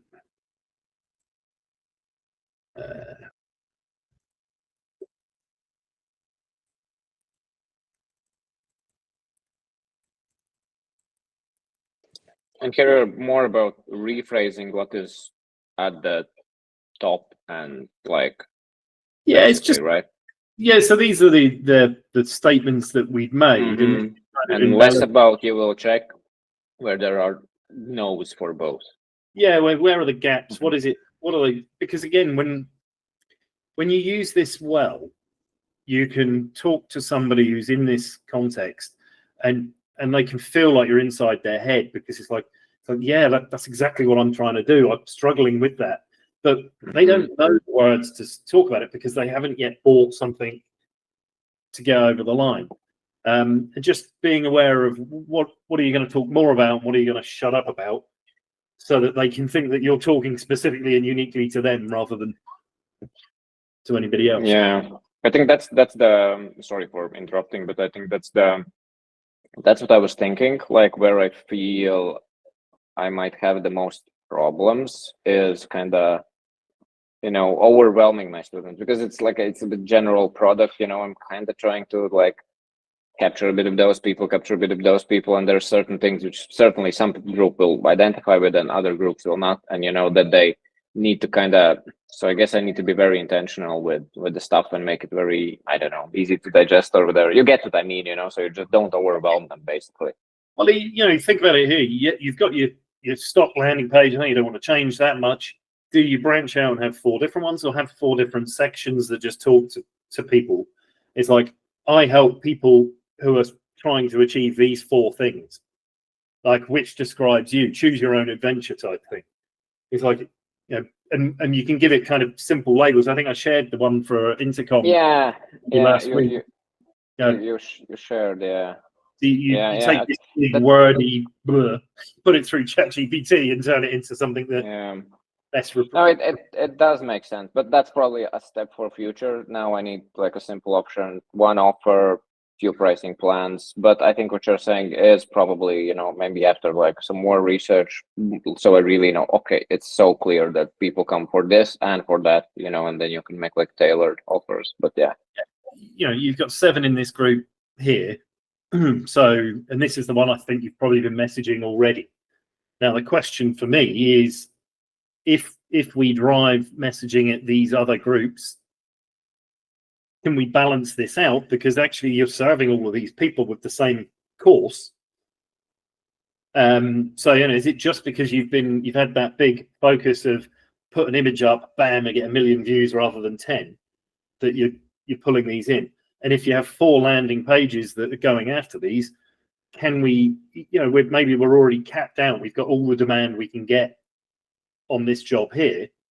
And so improving it is not as important as saying, well, what about the other people in the 20-odd thousand strong email list who might be looking at it? Well, that won't help me because I'm not trying to do LinkedIn. Yeah, you have a point, but I would definitely be not afraid about the demand thing because like I am pretty good at driving new eyeballs to my work and into my ecosystem, so it's more about like if we get 100 new people into my ecosystem, what is the biggest pie I can go after, to get. But of course you're completely right in a sense, but yeah. And I don't know the answer to that, but what we know is that this one here is definitely the core message that you're making so far, right? So yeah, so your messaging today is most similar to this versus the other 3. Yes. And I don't know the answer, but we've obviously got a big group of people that are in this. Is it because this is the biggest group of people, so out of every 100, 70% of them want to do this? Or is it that actually there's all these people who want to do it for work and Kieran didn't know who you were or whatever because your copy doesn't talk to him, or somebody trying to do a hobby or whatever, and they're sat there and they don't know that your course is suitable for hobbyists. So these people have worked it out for themselves versus putting something up that allows them to choose their own adventure. Can we drive these 2, 4, and 2 up to be 7? And then we get 5, 10, 13 new customers in these other jobs. Well, I think where it makes tons of sense is to bring this to the newsletter, and I can kind of start to package my newsletter subscribers in these groups without ever trying to sell this to them, but understand where they are in life, etc., and then like I can see, okay, I see like how my newsletter follows, but basically like try to group my newsletter followers in certain groups so I can understand what's the deal there. Yeah, absolutely. And by the way, people move from context to another, so they might not all be in one. Yeah, there might be no context whatsoever. So out of 100 people, 50 of them could just be interested and sat on the fence. But having this available for when they enter the context where it makes sense to purchase is useful, because then like they can come back to it and say, oh, hang on, I read this post 6 months ago or whatever. Yeah, I do have a bit of time in my career. I'm having a career break. Maybe it is the right time for me to consider this. And suddenly then we jack up the 4 interviewees doing the hobby to 10 or something like that. If that makes sense. Yeah, it makes sense. Cool. So yeah, that so we've got it there. The simplicity of field and the fact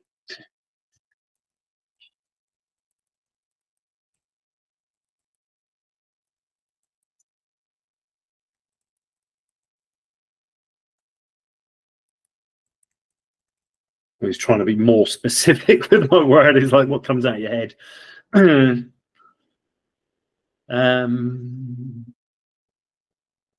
so there were people in there that were taking the first steps versus those that were trying to take the next steps, but this is more about being somewhere near the beginning.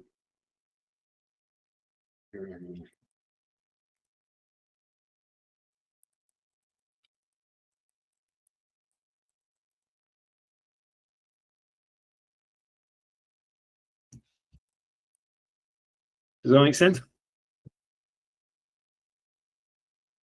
So these here were all, not all of them, but many of them were taking their first steps in this. Jackie was, Aditi was, Mitchell had tried himself, but he wasn't any good at it.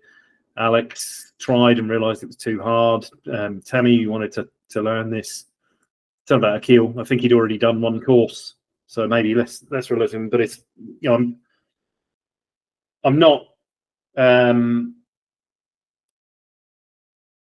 I'm not trying to use this to make money immediately.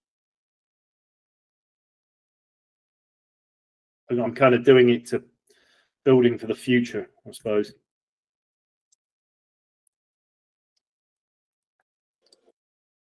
Yeah, I think in terms of money, yes. I guess they were more like audience, getting attention, a bit more immediate. That would be more true. But the money, yeah, there wasn't the immediate factor. Yeah, that's about it.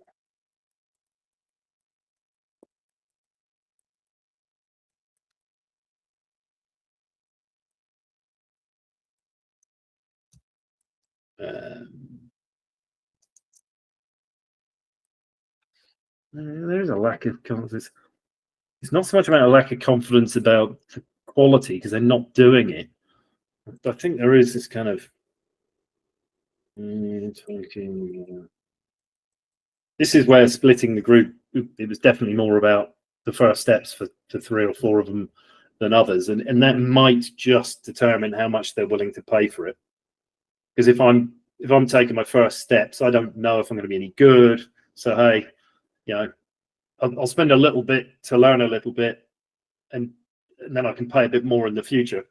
Whereas the ones I think who tried and used it, or tried and made a bit more progress, you know, they were probably a little bit more willing to spend. I don't know. And when you have 3 offers, if you've got the the no support, you'd expect the first step people to do the very, very DIY one, I guess.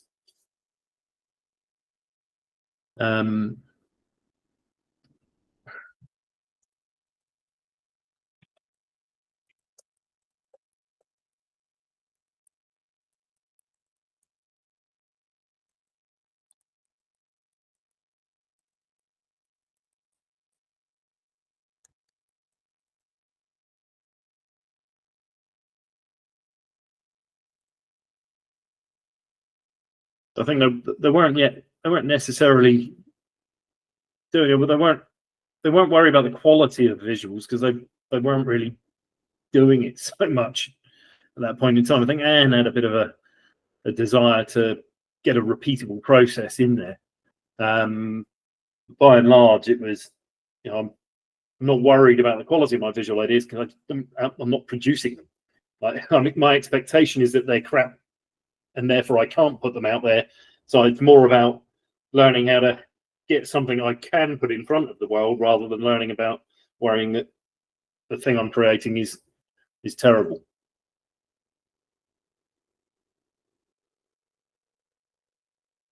And yeah, the basics is here. So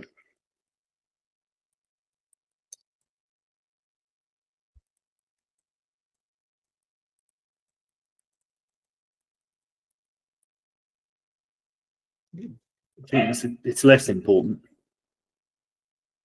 And that's why I downplay it. So, you know, like and one reason to do this.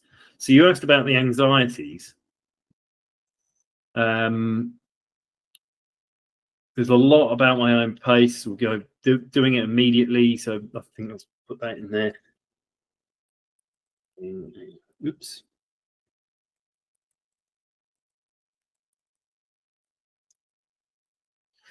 So as we're looking down this, what am I going to do in one of these sessions? I don't really need this additional help. What else have we got? Yeah, I'm only using it for part of my work. I'm not trying to become a designer. So when I'm making this initial move in, because I'm not trying to become a designer, I'm not trying to sell this off to others. I'm just trying to learn a new skill. Raising up the specter of paying more for something they don't want is going to trigger that anxiety. So therefore, if we don't mention that, it's like, hey, do this. And then when they see the choices, it's like, well, I definitely don't want to pay for this mentorship. It helps force them their decision to the thing that they are more likely to want. That makes sense? That makes sense, yeah.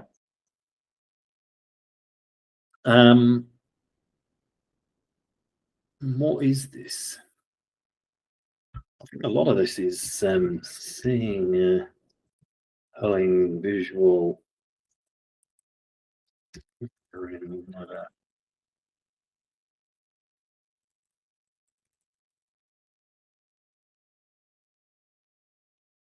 It's definitely the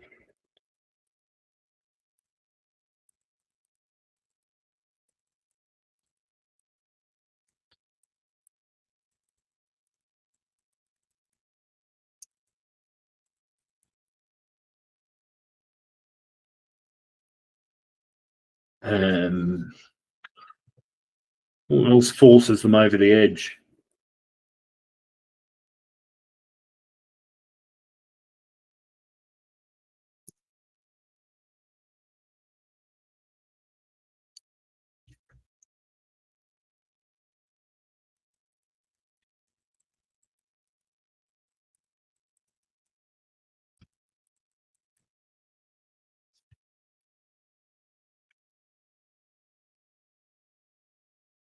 Where are we?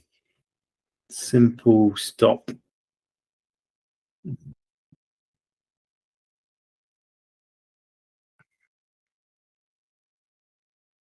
What was it about the audience that mattered? It's some of it's just getting them to stop the scroll, I think.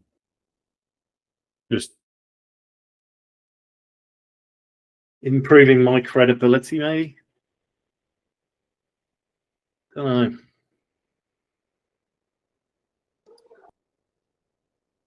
That needs editing. That should be the old solution. Change that. Where are we? Yeah. Nothing to do with having relied.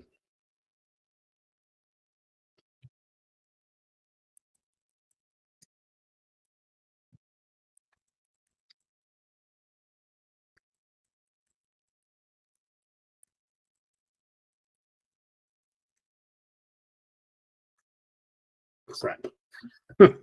Whoops. No, let me hope that's. Yes. Also save works. That was the biggest thing that I got from this, because I was in the old app that I'd put together. It was like one single save button. And it was also a single page application. So whenever you'd accidentally swipe on your mouse, you'd be like, no, it's all gone. Yeah, it's terrifying. Especially like it was so valid back in the days when there was no autosave. It was just painful. I'm sure a proper web developer would find that my inability to come up with a solution to that laughable. But that's the sort of thing that Lovable's come in and done for me. I've fired my crappy old app that I kept losing information from. What else have we got? Hey, what am I doing here? Oh, have I saved it? Yeah, some of it's saved. I need to protect that. Oh, yeah.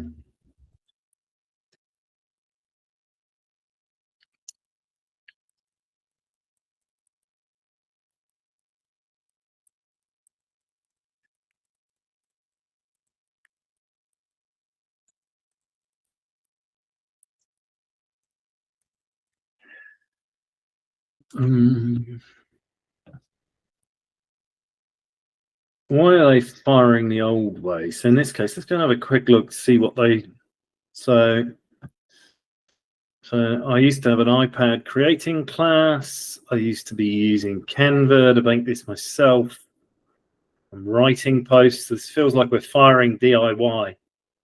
So other communication styles.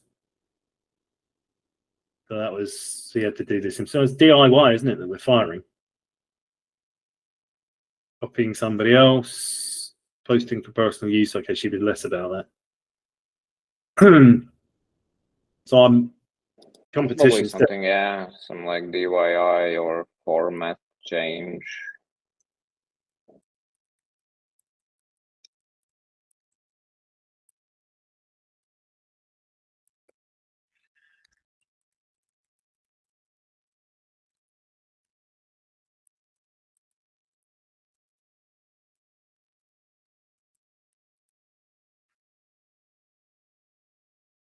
And so,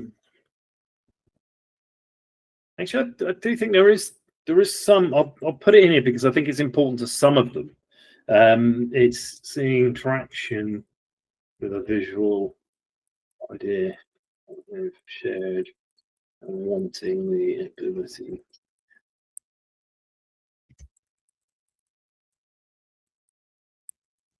So it wasn't everybody. Like I said, if we split this, if we split it into the 5 groups, I think you'd probably see it more clearly. But some of them had put this out, and maybe this is like a challenge for the group. It's like, hey, you worried about this stuff?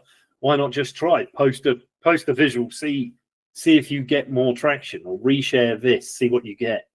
I don't know what it is, but there's got to be some way of doing that, because I probably had this as well. I'm not quite sure which of these groups I fit into myself, but when I've posted stuff in the past, I was and I was DIYing it, so maybe I'm in this group as well.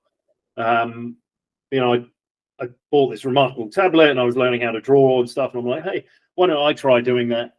And it's like, wow, actually, like, look how crap my art is, and yet people are actually really like happy with it for somehow. Like I'm sat there sort of a bit bewildered and amazed that this terrible rubbish that I've scrawled in the pub has suddenly got more engagement.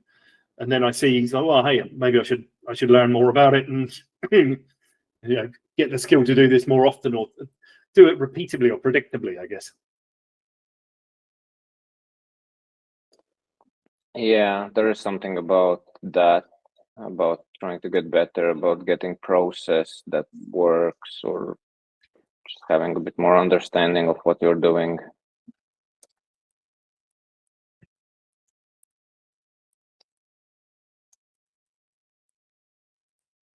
I think there might be some of this as well, where these people are, posting text, doing whatever. Akil wanted evergreen content or whatever it was. Hang on, sorry, more about, not that. I wonder whether that's in there. Is it evergreen content in this one here?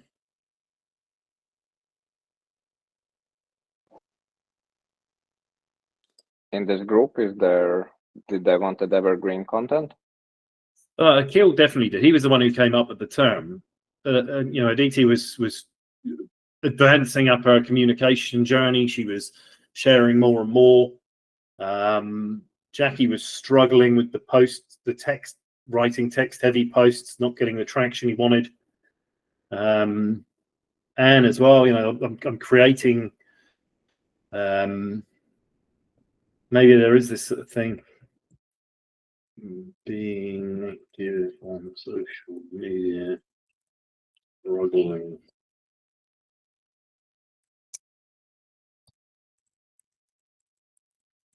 I think that's some part of it for some of them as well. Like where we've kept this quite a big group, you've got, there's a bit more diversity in here than you might have, but I'm putting myself out there, and I'm either seeing these things catch fire, or I'm seeing some things die that I put all this effort into. So maybe that's the firing criteria. The effort to write posts.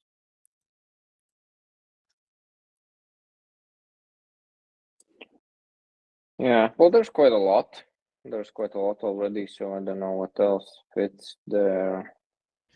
Yeah, these things are, you know, often I'll dip in and out and come back to it and see this through time.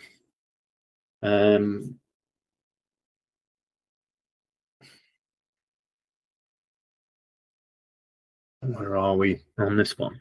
Tanny, what was she giving up? She's mostly posting for her own use, so that's maybe less relevant. Alex was struggling to create. Yeah, I think the firing criteria is that struggle. It's the, if I want to increase my social media reach, I have to keep pushing out more content. I'm constantly on the hunt for something else, some new ideas, some ways of representing what I care about in a way that somebody else cares about. And so they fire the old ways when they think that there's a chance, there's a better effort, a better. But this will give me a better way of doing it. Yeah, it is a bit like what I'm doing is not really working, and like, is there a better way? And I feel this could be the way. Yeah, it's like almost two things. It's like they want the results, so I'm not getting results, so that like it's just what I'm doing is not fully working, and I need, or like my process is not reliable. I guess it's both. It's like what I do don't produce results. What I do is clunky and like hard, and just like I'm repurposing this. It's not really working, and yeah. I don't know. I'll leave that one off for now. Trying to think it through. But yeah, it's really there's a lot of effort to post, and you know I'm.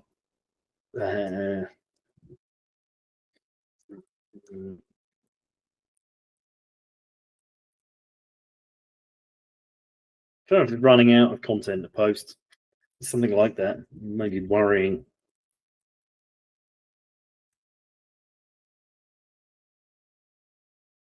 Let me look up here. It was a real slog for Jackie. Anne was, she was putting it out there. She was struggling. She was posting 5 times a week, then down to 3 times a week.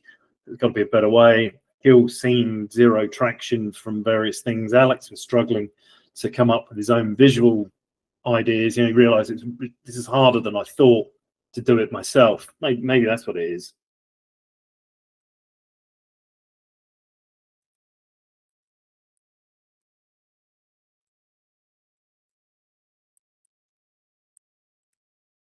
yeah, I think that's a good frame.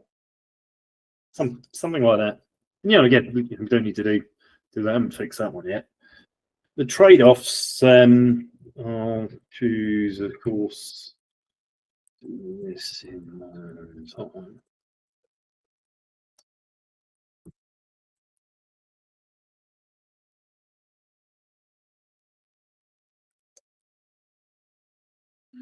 And this is where, if we split it up, I think if we split it into 5 groups, some are more likely than not to do this, but there's definitely DIY.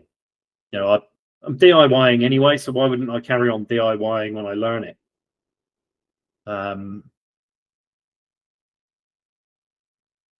What else? Worth the money? Is it available in this? I don't know, actually, some of them were, in this case now, were in cohort-based courses. I think the kill was.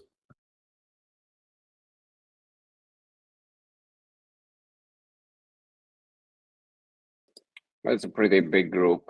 I think it would be hard to. It's more like the format, and I believe some people prefer that, and some people prefer that. It's. Yeah. I feel like when it comes to formatting, like I don't see any strong signals in. I would say I even heard more stronger signals about like the self-paced version, but I feel like I can kind of. I should make it clear because what I understood is like a lot of people were kind of confused. They were not sure what they're getting. So it'd be really like, this is the whatever self-paced course with this amount of hours. You will learn this and that. Yep. And then there is a community, you know, and then there's like a bunch of bonuses, but you can like take your time, go and pick whenever you need, whenever you get stuck, ask for help. Like there's no like hardcore structure or whatever. Like you can get the live aspect of things that you like from the cohort, but there's no pressure to be anywhere at any time and stuff like that. So I think I need to communicate that clearly because people didn't really understood that. Yeah, and some of this is just helping people decide. You know, when we're trying to decide stuff, you're kind of overwhelmed by choice. But if we can use the anxieties of others, either get rid of them, or you say you take this course when you're not in a hurry to learn it, and when you just want to take your first steps in this place, DIY is right for you. The one in the middle, well, you've seen some traction, you want more engagement, join the community and get the social media ball rolling or whatever, or you're up at the top end, you need to use this to make money, you want to be the best, you need, you know, a coach and a guide who's going to help you have the confidence to do this repeatedly and profitably, or, you know, whatever it is. They're probably the three ways I'd break it down, just looking at the trade-offs that people are making. Yeah. Yeah, don't just like my about the top dollar. What I'm thinking is that I don't know how much people who would be interested to like this will give immediate ROI to my business. How big are their pockets? You know, because when Francesca joined and you said that she didn't really remember how much she spent and she doesn't care, you know, she's in the like business coaching, you know, corporate money, stuff like that. Yep. And I just feel like I get the idea of like this will give immediate improvements in my business, but like, is it worth the money? Like, can they even afford it? Because there's certain things that I know would improve ROI of my business, but this is just out of my pockets. I don't earn that much. I can't spend this money, you know.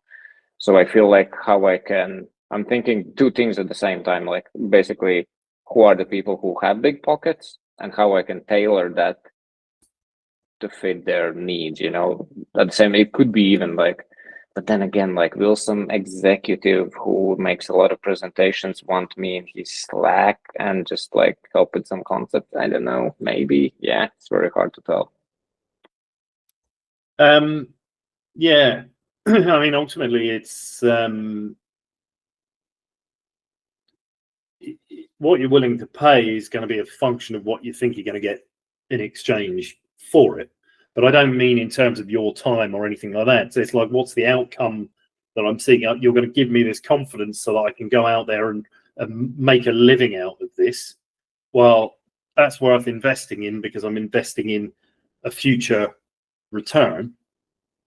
Whereas, you know, if I'm doing this, and there is a bit of that to this one here, the social media reach, and that's why I think that this one kind of splits, and it could pan across all three. Yeah. You know, how much do how acutely am I feeling this struggle, and what's it worth to me? So if I've got a business and I think that solving this problem is going to suddenly jump my reach, now look at and maybe we should have gone and expanded this, but like there are people out there who sell stuff. So Aditi had paid $5,000, I think, to have somebody to coach her how to use LinkedIn or something like that. You said earlier on you don't struggle to get an audience to look at this stuff here. So is the top tier, I'm going to work with you, and you know, maybe it goes beyond visuals. It's like the other stuff that I have. Like I think you hit the point with the business part, because if I imagine myself like, and if I would have very big pockets, let's say whatever, I make $500,000 a year, but Yeah. I love the work, I love to be in the weeds, and I'm not all about growing business, but like enjoying the process and stuff. Like I would love to have like a pro copywriter I admire on a dial, that I can just WhatsApp him like, hey, I'm writing this copy, and like, do you have any suggestions or whatever, or you Yep. like as a business or whatever strategic expert, it would be nice. I would definitely, because whatever, 2-3K a year, it's no big deal, when I earn that much. Yep. And yeah, I like what you said for like business owners who this is like part of their that can definitely drive some ROI. It's like, Well, where's yeah, charging for his intellectual headshots? yeah. I don't know. But he didn't buy the top tier. No, he didn't. But he did pay the top amount for PJ's course, which he went to first. Okay, but there, I think for PJ there is just one amount. There's no top amount. Yeah, I know, but it's more than It's your higher. charge. Yeah. So unfortunately, we don't have a lot of these things. So what's this? Is this not his website? It doesn't look like, or he have changed something. It looks like a blog post probably. Okay, that's. But that was him, I think. Yeah, just looking.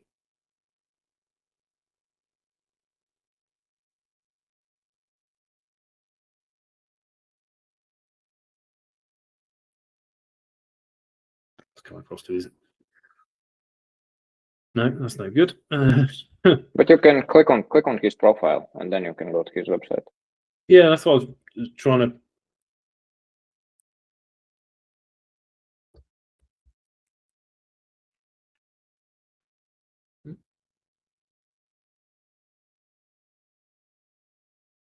His website.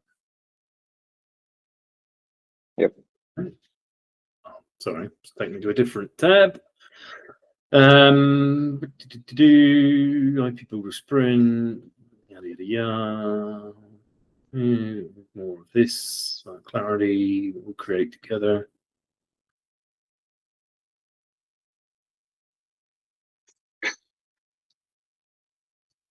Right, there you go. So you wanted to charge how much for the top one? I don't know yet, but definitely in thousands probably. I would say, I'm not sure if 3+, but probably 2+, and it depends what's in there as well. So this is what I mean. If we look at Wes's piece as an example of what could be I done. understand where you're going. Yeah. What's he hit this? He was trying to offer all of this and all sorts of stuff around the place, but now it's like, okay, you're an independent consultant and you're trying to communicate and market your idea. You want the reach. Some of them are going to want reach on LinkedIn. They'll be in this job that we're talking about here. I could go and hire Wes to have 5 of these things put together for me.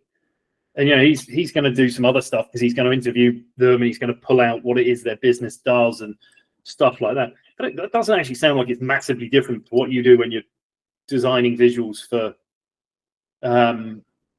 It's a similar packaging. It's just a little there is angles to this. Yeah, it's kind of it's yeah.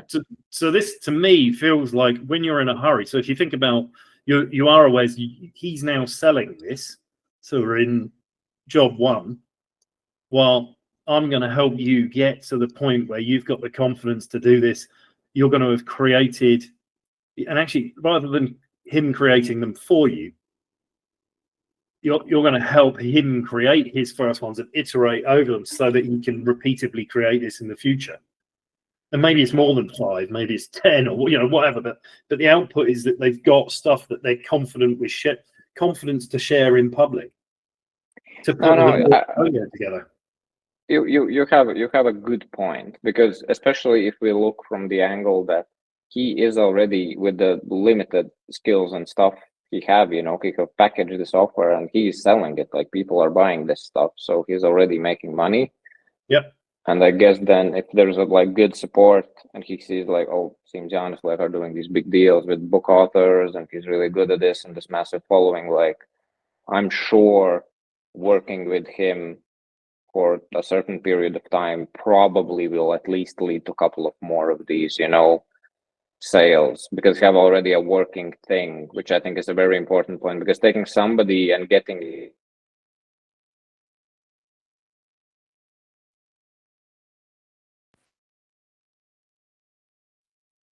Oh, can you hear me? Am I back? Yeah. Yep, hear you loud and clear. There might be others in this job too. So where you'll message it to different people, and to be honest, maybe I'd be tempted to have different landing pages, the same product, right? But actually, like the done for you or done with you service. So this one here, very much, I'm going to help you. You need to make a living right now. You're not making as much as you could do. You don't have the confidence to sell this as a service. I'm going to get you to the point where you're repeatedly creating these things, and you've got me there on backup. That if your idea is crap or you're not confident with it, well, I'm going to help make sure that it comes out and it's going to hit the spot until the point where you have the confidence to do this yourself. And make sure that you're not in this creative rut. And then you could sell off maybe sell a package, like he's got up front 5 visuals. I'll help you create your first 5 or your first 10 or whatever, I don't know, whatever the number is. And then put yourself on a retainer thereafter if people want to keep it going. Time bound it, over the next X, like the sprint or whatever he said. Yeah, like a sprint. We're going to do this. We're going to get you where you want to be. So maybe sell a sprint. Look at this. Like you were going to do this for like a year or something. Like screw that. Let's charge them for a 1 month sprint or a 6-week sprint or something like that. It allows you to do a lot more of them, and you can limit it. You can say, I'm only ever going to sell X, and be clear. Sign up to the waiting list if you want this in future. I don't know. You make it even harder. Sometimes how people want to take friction out of stuff. Take friction out of low value sales. For expensive stuff, you've got to apply to do this. Like I got to be sure that I can help you and stuff like that. Yeah, I don't know. Like I'll send you a link. This is like a bit from what I'm coming from, and like that to me feels like taken to a complete extreme. But I know the guy. I know it's working. I know people are not abusing it. Yep. And it's just interesting, and I feel like if I could offer something similar-ish, but like for, let's say, a year, I doubt people would abuse it. And of course, if they will abuse it, I can always like refund, and that's that, But that feeling like, yeah, let's work together, let's figure it out. But I guess for a lot of people, like what I would ask, what I would do, that's the main question. But of course, if you, as you were saying, you are more forcing me to think in some sort of package. Yeah. I could, if I say to you, hey Neil, come work with me, we'll work for 6 weeks, and you have knowledge business, and we will figure out, like whatever 5 concepts from your main ideas or something like that. That probably maybe is more compelling than the whatever like lifetime be honest on a speed dial type of thing. I don't know. Yeah, I think it's worth thinking it through. So, when we offered something to begin with, we had a guaranteed pass. And again, it's like you sit there and you think, well, I think you said before, I can't guarantee that someone's going to be able to do this or whatever. Well, the good news about this is if you put that as your business model, you have a very big incentive to work out how to actually make it, or like how do you make it as idiot proof as possible so that you can guarantee the outcome. Like make your process even simpler, and like just constantly look for the challenges and things like that you can iron out of it. So it might be worth taking a creative risk on that top tier package, like offer us something. And I don't know, in this one here, well, okay, worst case scenario, I'll create the visuals for you until such a point in time that you've got the confidence. No, yeah, I was actually thinking like that, not to deviate too much from the course itself. What's the main value of the course? Hey, you will learn the skill so you can do it and apply it and where the fuck you want it, to use it. But like with the top tier package, like we will work individually, like we will work up to a year, and I will help you like to really get the confidence, get this, get that. We work together until you succeed, or even I can skip the year. We work together until you feel like, thanks, Janis, I got this. For example, like Roberto, who joined the course, was one of the first students. He was asking feedback sessions. We were chatting. He was like asking questions, what tools, what this, what that. Now he's just not asking anything, not submitting anything. He got this. Like he could teach others. So. Cool. And so the reason I wouldn't do a year, I would look at a sprint or something like that, because it suddenly becomes important enough for me to do it. And therefore, if it's a year, it's like, oh, geez, I don't know if I'm going to be available to do these courses. Like, you're asking me to mentally time travel way too far, and then I'm paying for a year. Like, I don't want to pay for a year. I only want to pay for a month because I wanted it done yesterday, not tomorrow. So, like, this is an example of making something crappier. Like, you think, I'm on your Slack and your WhatsApp for a year, but make it worse, make it 6 weeks or whatever. Like, shorten it to the minimum time that you can get, and you can always say it. If you can't do it all the time, you can extend. But if we go this direction, you would probably think time bound, like 6 weeks, 90 days or something, instead of like we do this until you've got this. Well, maybe we do this until you've got this, but we've got to put a time on it. Like, I don't know, if you imagine that you were working for this amount of money, right? So maybe we've got one person a month that we're willing to do this, or two, or however many you can handle.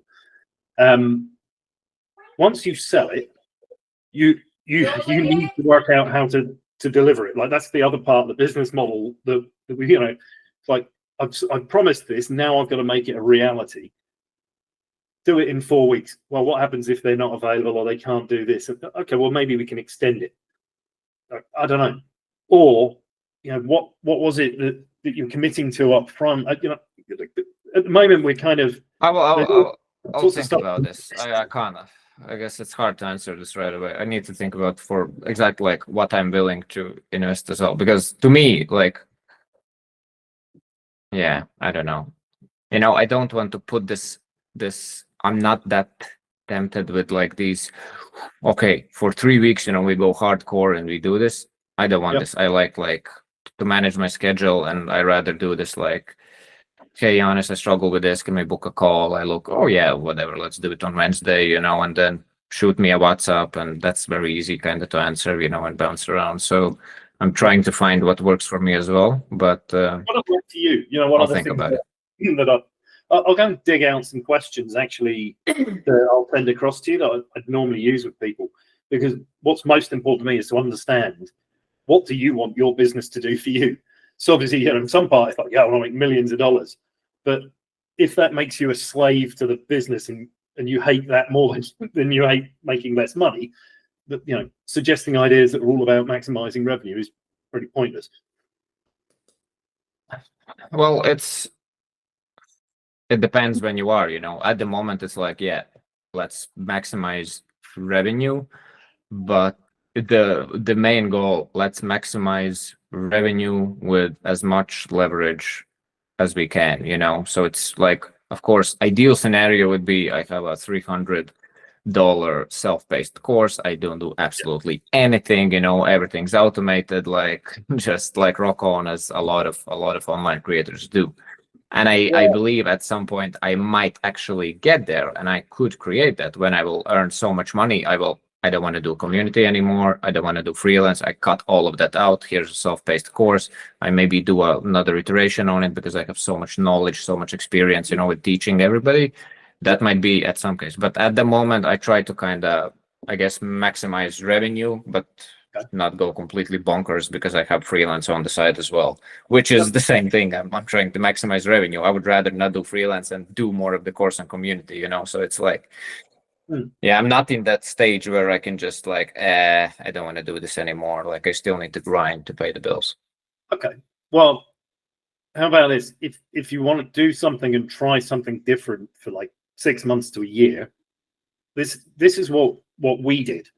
I personally think that job 1 and job 2, you have an opportunity to do this. So job 1 is definitely about making money now. Job 2 is more about getting that reach in the future. But we know fine well that people spend tens of thousands of dollars on LinkedIn content coaching. And I know this because I've done it myself in the past and wasted money on it for absolute crap. Like literally, it was garbage that I paid for. Unfortunately, I signed up both of the businesses I've got to it, and so I wasted twice as much money because I was in the mode of, yeah, let's get this, let's get the reach. You told me earlier on in this conversation, I know how to do this. This is when it goes beyond the simple visuals, and it's like, okay, like in the coaching calls, we're going to help you work out a plan of action, whatever. There's a process in your head that you've gone through, you know. But test it. Like that's what people want.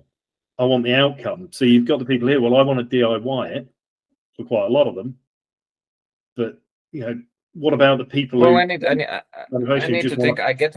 I see what you're coming from, but I guess I need to think about it more. And I definitely don't feel that confident right now in terms of like growth, because visuals have had like ups and downs. There was once a time where you went on Instagram and this shit just went viral, you know, and every student posted and there was like people grew like 5,000, 10,000 a month. It was insane early on.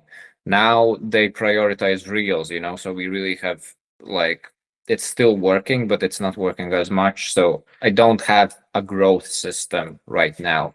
I just know that's why I was more about, I want people to learn the skill and appreciate the skill, etc., instead of being another growth bro and do this purely for growth, because it's a great format. People, you like to see visuals, we get understand. That's why it like works on presentations and this and that, and you can apply it all across your kind of life. But I don't want to go into that growth bro thing. And one of the reasons is now I can't even like claim it. I've been like stagnating, you know. It's okay, still growing and all good, you know, whatever. But I guess I would need to really figure out like a system or something. But so that's a bit, but yeah. So I would focus on the skill, on make a really good visual, you know, that you know works. But well, I think I just think there is more to that LinkedIn and everything growth, you know. A lot of those engagement pods and this and that, and it's also text matters. And okay, but like, so job 1 definitely talks to what you can do then in giving the person the confidence to be able to repeatedly do this. Okay, so target it at that.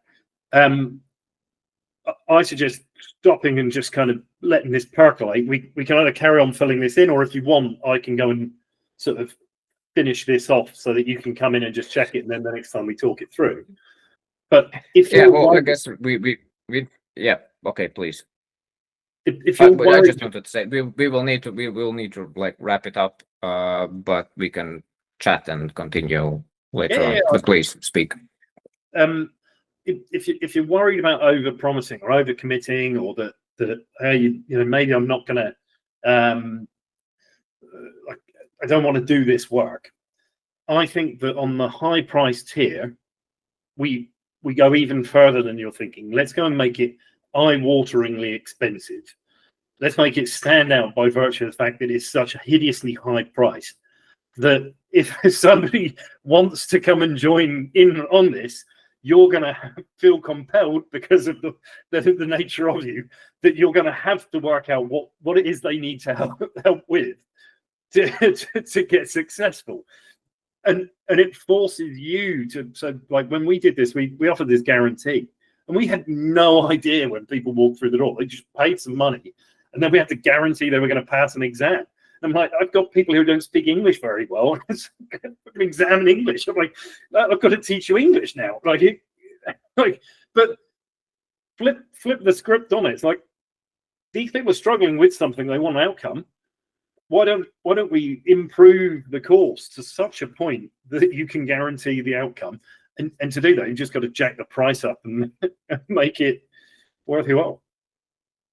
Oh, sorry, you've gone. Oh, sorry. What would be the outcome then? Well, let's kind of have a look. So, little share. So, But probably an outcome I could guarantee will be confidence, but guaranteed, I don't know what.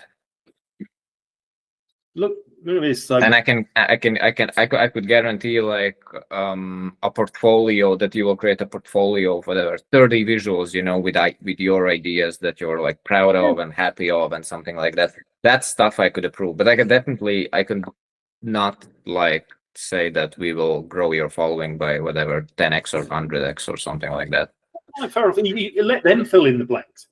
If I'm the sort of person who's in this here, right? I want to increase my social media posts, but more importantly, I've stopped and thought about this, and I'm like, holy shit, I need the ability to do this to others. I don't need to promise that person that's what this will do. They already believe that if they had the ability to do it, they could grow. So we sell them the high price training to make sure that they've got that skill inside now. Now, these people here are very DIY centric. And that's why I don't know. I might clone the project and split it into 5 groups to see whether don't you think if I would make like the super top tier price and create this strong sense of feeling that okay, if I will get that, then I'll gain confidence and whatever, and all those things are essentially for the mid tier as well important. And then there's small tier. I'm just thinking like, will people like, then maybe the mid tier is not worth it, because the full promise is only on the top tier, whatever. It's going to drag the perceived value of the course up. If this course here can be used to justify this high price, okay, then it must be. But like, let me ask you I guess a simpler question. It's not because I'm lazy. I'm just curious, and I might have my biases and everything. Like, we've talked a lot. You know what I do. You've done these interviews. Like, how would you approach this if your goal would be to like maximize profits? Of course, without sacrificing like trust and like all that sort of stuff. Based on what we're looking at now, and like the reason to go through this is it helps me frame up my head. DIY only tier, not super low price because people are paying it already. So why make it any cheaper? Why make it whatever that price happens to be, or slightly cheaper or something like that? I don't know. And delight them by giving them a little bit of a taste of what's to come in the middle tier. Middle tier is where you're going to get probably the bulk of your sales, most of your revenue, you're working there. And then a top tier to make it worth the while, or what is it that people are willing to pay for? And you've got to be a bit experimental. What we would do is every single person who has got deep enough pockets to pay the top tier, we interview them and work out. It's like, this is your concierge onboarding. I used to do this with our app. I'm like, oh, great, awesome, or the train. It's like, welcome. The first step for me to help you is to do an onboarding call. And in the onboarding call, I would interview them the same way that I do people who bought some other course. And it's like, right, what is it these people want this thing to do for them? And then I'd look at how we behave. So some people passed the exam with flying colors, others failed. And so then it's like, right, I'm getting on there. We're going to pay for you to resit the exam, and we're going to carry on teaching you. But then I'd go and unpack from them, like, why did you fail? Like, it looked like you were heading in the right trajectory, and then you flunked. And I learned weird stuff, like some people's monitors wouldn't show the clock on the exam, and then they got panicked about it. So I'm like, make sure you take a watch or a clock in with you, or whatever. But by looking at when people didn't get the value that I'd promised them, and that they'd expected when they came in, they felt like they got the value because we kept on working together to try and right the ship and fix the problem. But B, we could go back and go, right, where are all of the ways people fail? How do I smash as many of these out as possible so that now I saw this. I do about 2 hours work a week on this. Right. So that's kind of the point you want to get to. And people are getting the value, and they seem to be happy with it, and telling others that it's great. But it took a year or so of trying stuff and seeing what didn't work, and then going back and saying, right, why didn't that work? Like what caused that, and how do we improve the system so that you can get any input and you get the same output? And so this is really a system design issue here. We can't control the people who are going to turn up and pay you money. But if we promise them an outcome that they want, which is what we captured in this app, how do we refine this system to get it to the point where any person, any talent walks off the street and leaves with the outcome that they were looking to get? So essentially, you would look at the some commonalities with the outcomes people want, and plus outcomes I could actually promise, which would be confidence, and to make it more tangible, we could say 10, 20, 30 ideas in your portfolio that you're proud of or whatever. That's more tangible, for people. We work together until we get there. Am I right? Yeah, I'd look at it. Yes, I think that's definitely on the right line. I think putting a time bound on it makes it seem like it's more achievable. So we had Ace the CDMP in 1 month. Now, when I first did this, my colleague Cliff at the time was like, "Yeah, promise people can pass in a week." And it's like, well, yeah, they could if they did nothing but this for a week. But like, what am I going to be doing up at midnight coaching people or something like that? So we made it a month, and the window of time, people who are in a hurry, it encourages them to join up. If I'm going to join something, I can use it anytime between now and December. Oh, but I'm in the mood to sign up now. I've got my credit card out, like all of us are aligned. And by the way, if they don't use all the sessions and they haven't got the confidence at the end of the month, that doesn't mean that you stop working with them. You obviously say, "Well, don't worry, we'll roll it over. We want to make sure you get what you wanted to get, but let me understand, why couldn't you do it in a month?" Because then maybe it's the way you're explaining something, or maybe it's they had to learn Figma first, and then we have to make a better Figma course, which goes into the course for everybody and makes it better for all the people paying less. Then I don't know.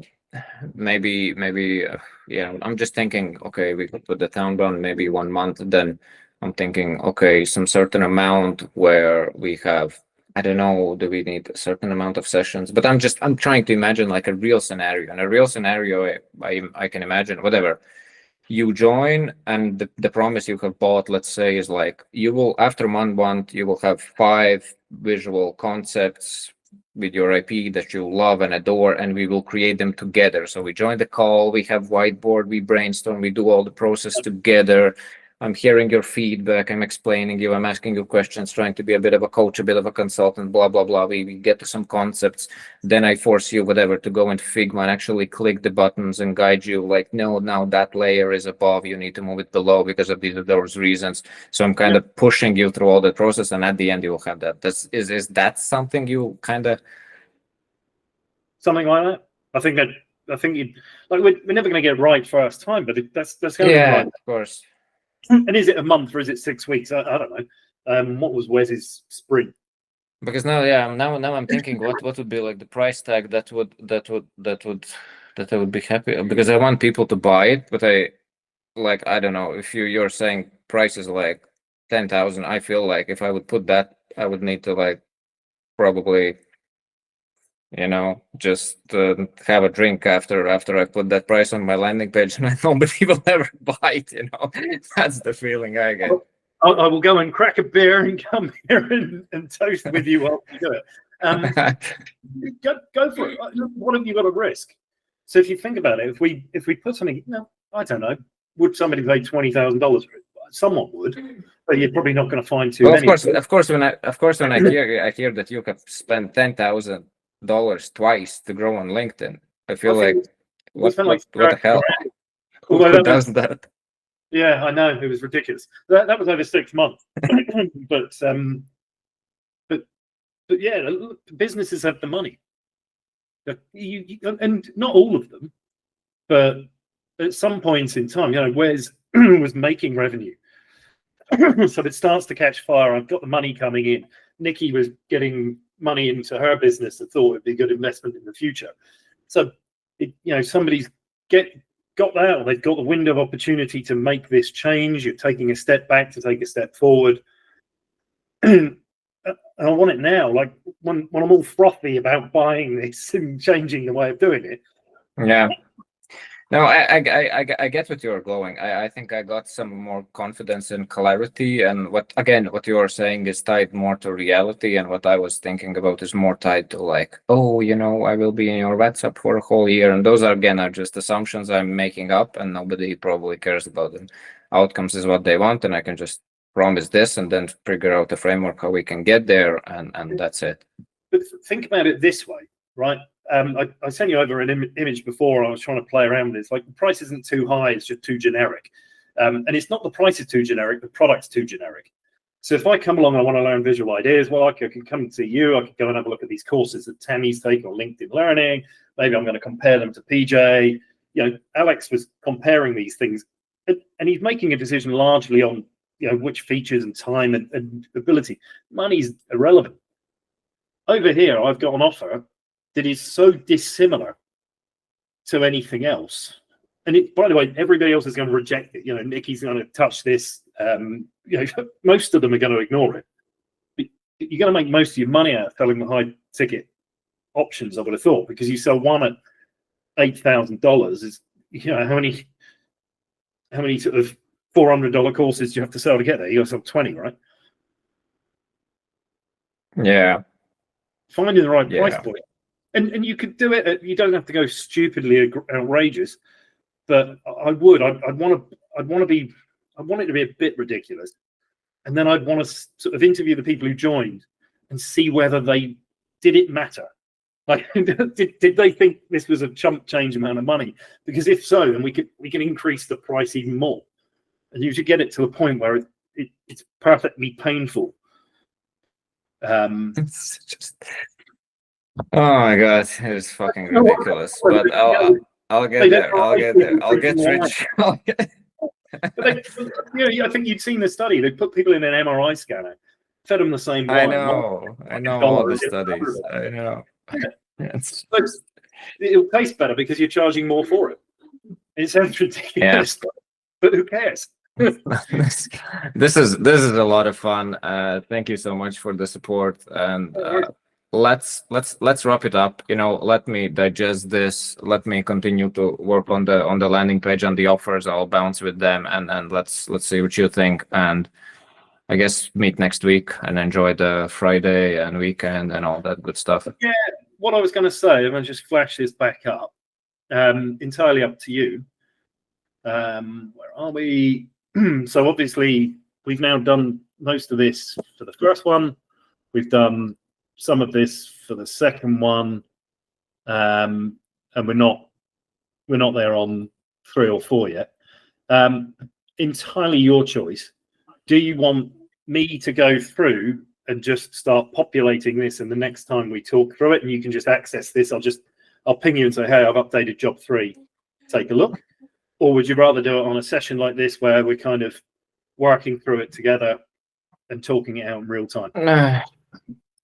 I think if it's fine for you, I think you can do it, because like we've done this together quite a lot, and then I can just access and we can maybe bounce in WhatsApp and then jump on a call if needed. Yeah, it's easy. I can go on there and just blast that out, get those framed up tomorrow. Yeah. You can then have a look through it and come up with a set of questions, and you could do it either sessions like this or the Bloom type videos that I'm sending over, whatever works. And then I'll let this simmer in my head tonight. But I also feel like doing a bit of desktop research to look at, like, Wes, if I hadn't interviewed him, I wouldn't have known he sold this thing. I didn't know what he charged for it until we had a look. He might be undercharging for all I know. Let's go and have a look and see who charges what for this stuff, so that you can. Yeah, put when it- I look at Wes, and when I had a call with him as well, and he was like, just yeah, we just had a chat about his business and stuff. I think he have done a good job at packaging, because it's a very tangible kind of thing he's offering, and a lot of let's say knowledge workers and these intellectual gurus who try to grow online, I think they find value in that. I think he had more tangible outcome than I will teach you how to explain ideas visually. And that's why you go and have a look at the context somebody's in and the outcome they want. The when I am, the so I can, and we will laser in what they're going to get based on that.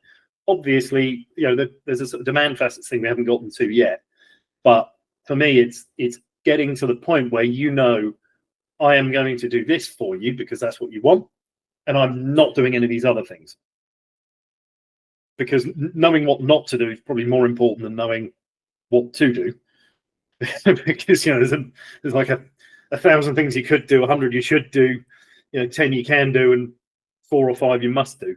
So we've got to get to the core things, kick those goals, and then we can iterate and learn. And even though we've got all this, we're still at the sort of foothills of the mountain. We've still got some testing and some experimentation and some fun to go to work out what. This is one of those things where the more you know, the more you want to know. The more you know, the more you understand. There's more to know and understand and tweak and this and that. But it's been absolutely game changing for sure. So much new insights. I feel like I have a direction. I have a map and a compass instead of just I'm running in the desert naked, like trying to figure shit out. Yeah. And with this, maybe I know that same 3 price points or whatever. If you want to launch this or get the relaunch going, maybe launch with 2, and then we work out this big one feels like there's an opportunity to do something meaningfully different. Let's spend some time thinking about that, because a bit of cosmetic changes on the marketing copy hopefully just gets higher conversion to what you're selling. Whereas this could be a meaningfully new offer, new product, new way, business model, whatever, that allows you to dramatically shift gears and make a bucket load more money. Yeah, of course I'll brainstorm, but if we will feel that it's not sure if it's good, we can just hide it in the landing page, and it's simple as that. But of course, if it will make sense, then why not? Worth an experiment, maybe. Yeah, I guess in my mind, I think your message you wanted to open the floodgates, let people sign up again. Yeah. So don't. This feels too important to prematurely release. So cut the 3rd expensive option off and leave 2 options. I think there's a problem with that. But why? Question: why would you cut it? Because it would damage the other offers, or just we might miss out on potential buyers? Because I have a feeling that we can test this high tier pricing with your audience in a more structured way. So what is this new offer? I don't know. I think we've got some exciting ideas. I'm still kind of pulling pieces together, trying to understand what you want to serve. So let's spend some time getting that perfect. But I don't want to stop you from launching and getting people to actually sign up to the course and pay you money right now, because that might take a bit more time to get right. Yeah. Though this conversation helped a lot, I think at least I have in my mind like a direction and a feeling. But yeah, let's see. I'll not rush into that. That's definitely not top priority, but everything else still can be done even without that. So yeah, it's just leave that to the side. Have 2 prices like you always had, whatever they are, high, medium, and then when we that's got to be a high priority. Get that right, because it could potentially turn into a decent, sustainable revenue stream for you that then allows you to plow that money back into making the course better. Cool. All right, Neil. Thank you so much for the effort and work and time, and let's stay in touch and chat about all the other stuff later. And well done with your vibe coding. It's one hell of a tool. Yeah, it's been fun. At least I knew the directions. I knew what I was trying to get it to do because I've seen how this stuff works in the past. And so somebody else showed me what you asked about the algorithm. That definitely I'm not smart enough to come up with that. So working with people like Ryan Singer helping me to understand it lets me plug it into what's going. But with white coding is fun. Yesterday I was doing some white coding as well. I felt like this is meditation for geeks. Yeah, it was something like that, and also feels like a bit of self-flagellation because half the time I feel like I'm punching myself in the face. That's true as well. That's true as well. All right. Thank you so much. Have an amazing day, weekend. Let's stay in touch. I appreciate you and have a great rest of the day. Thank you. Yeah, all right. Take care. Bye.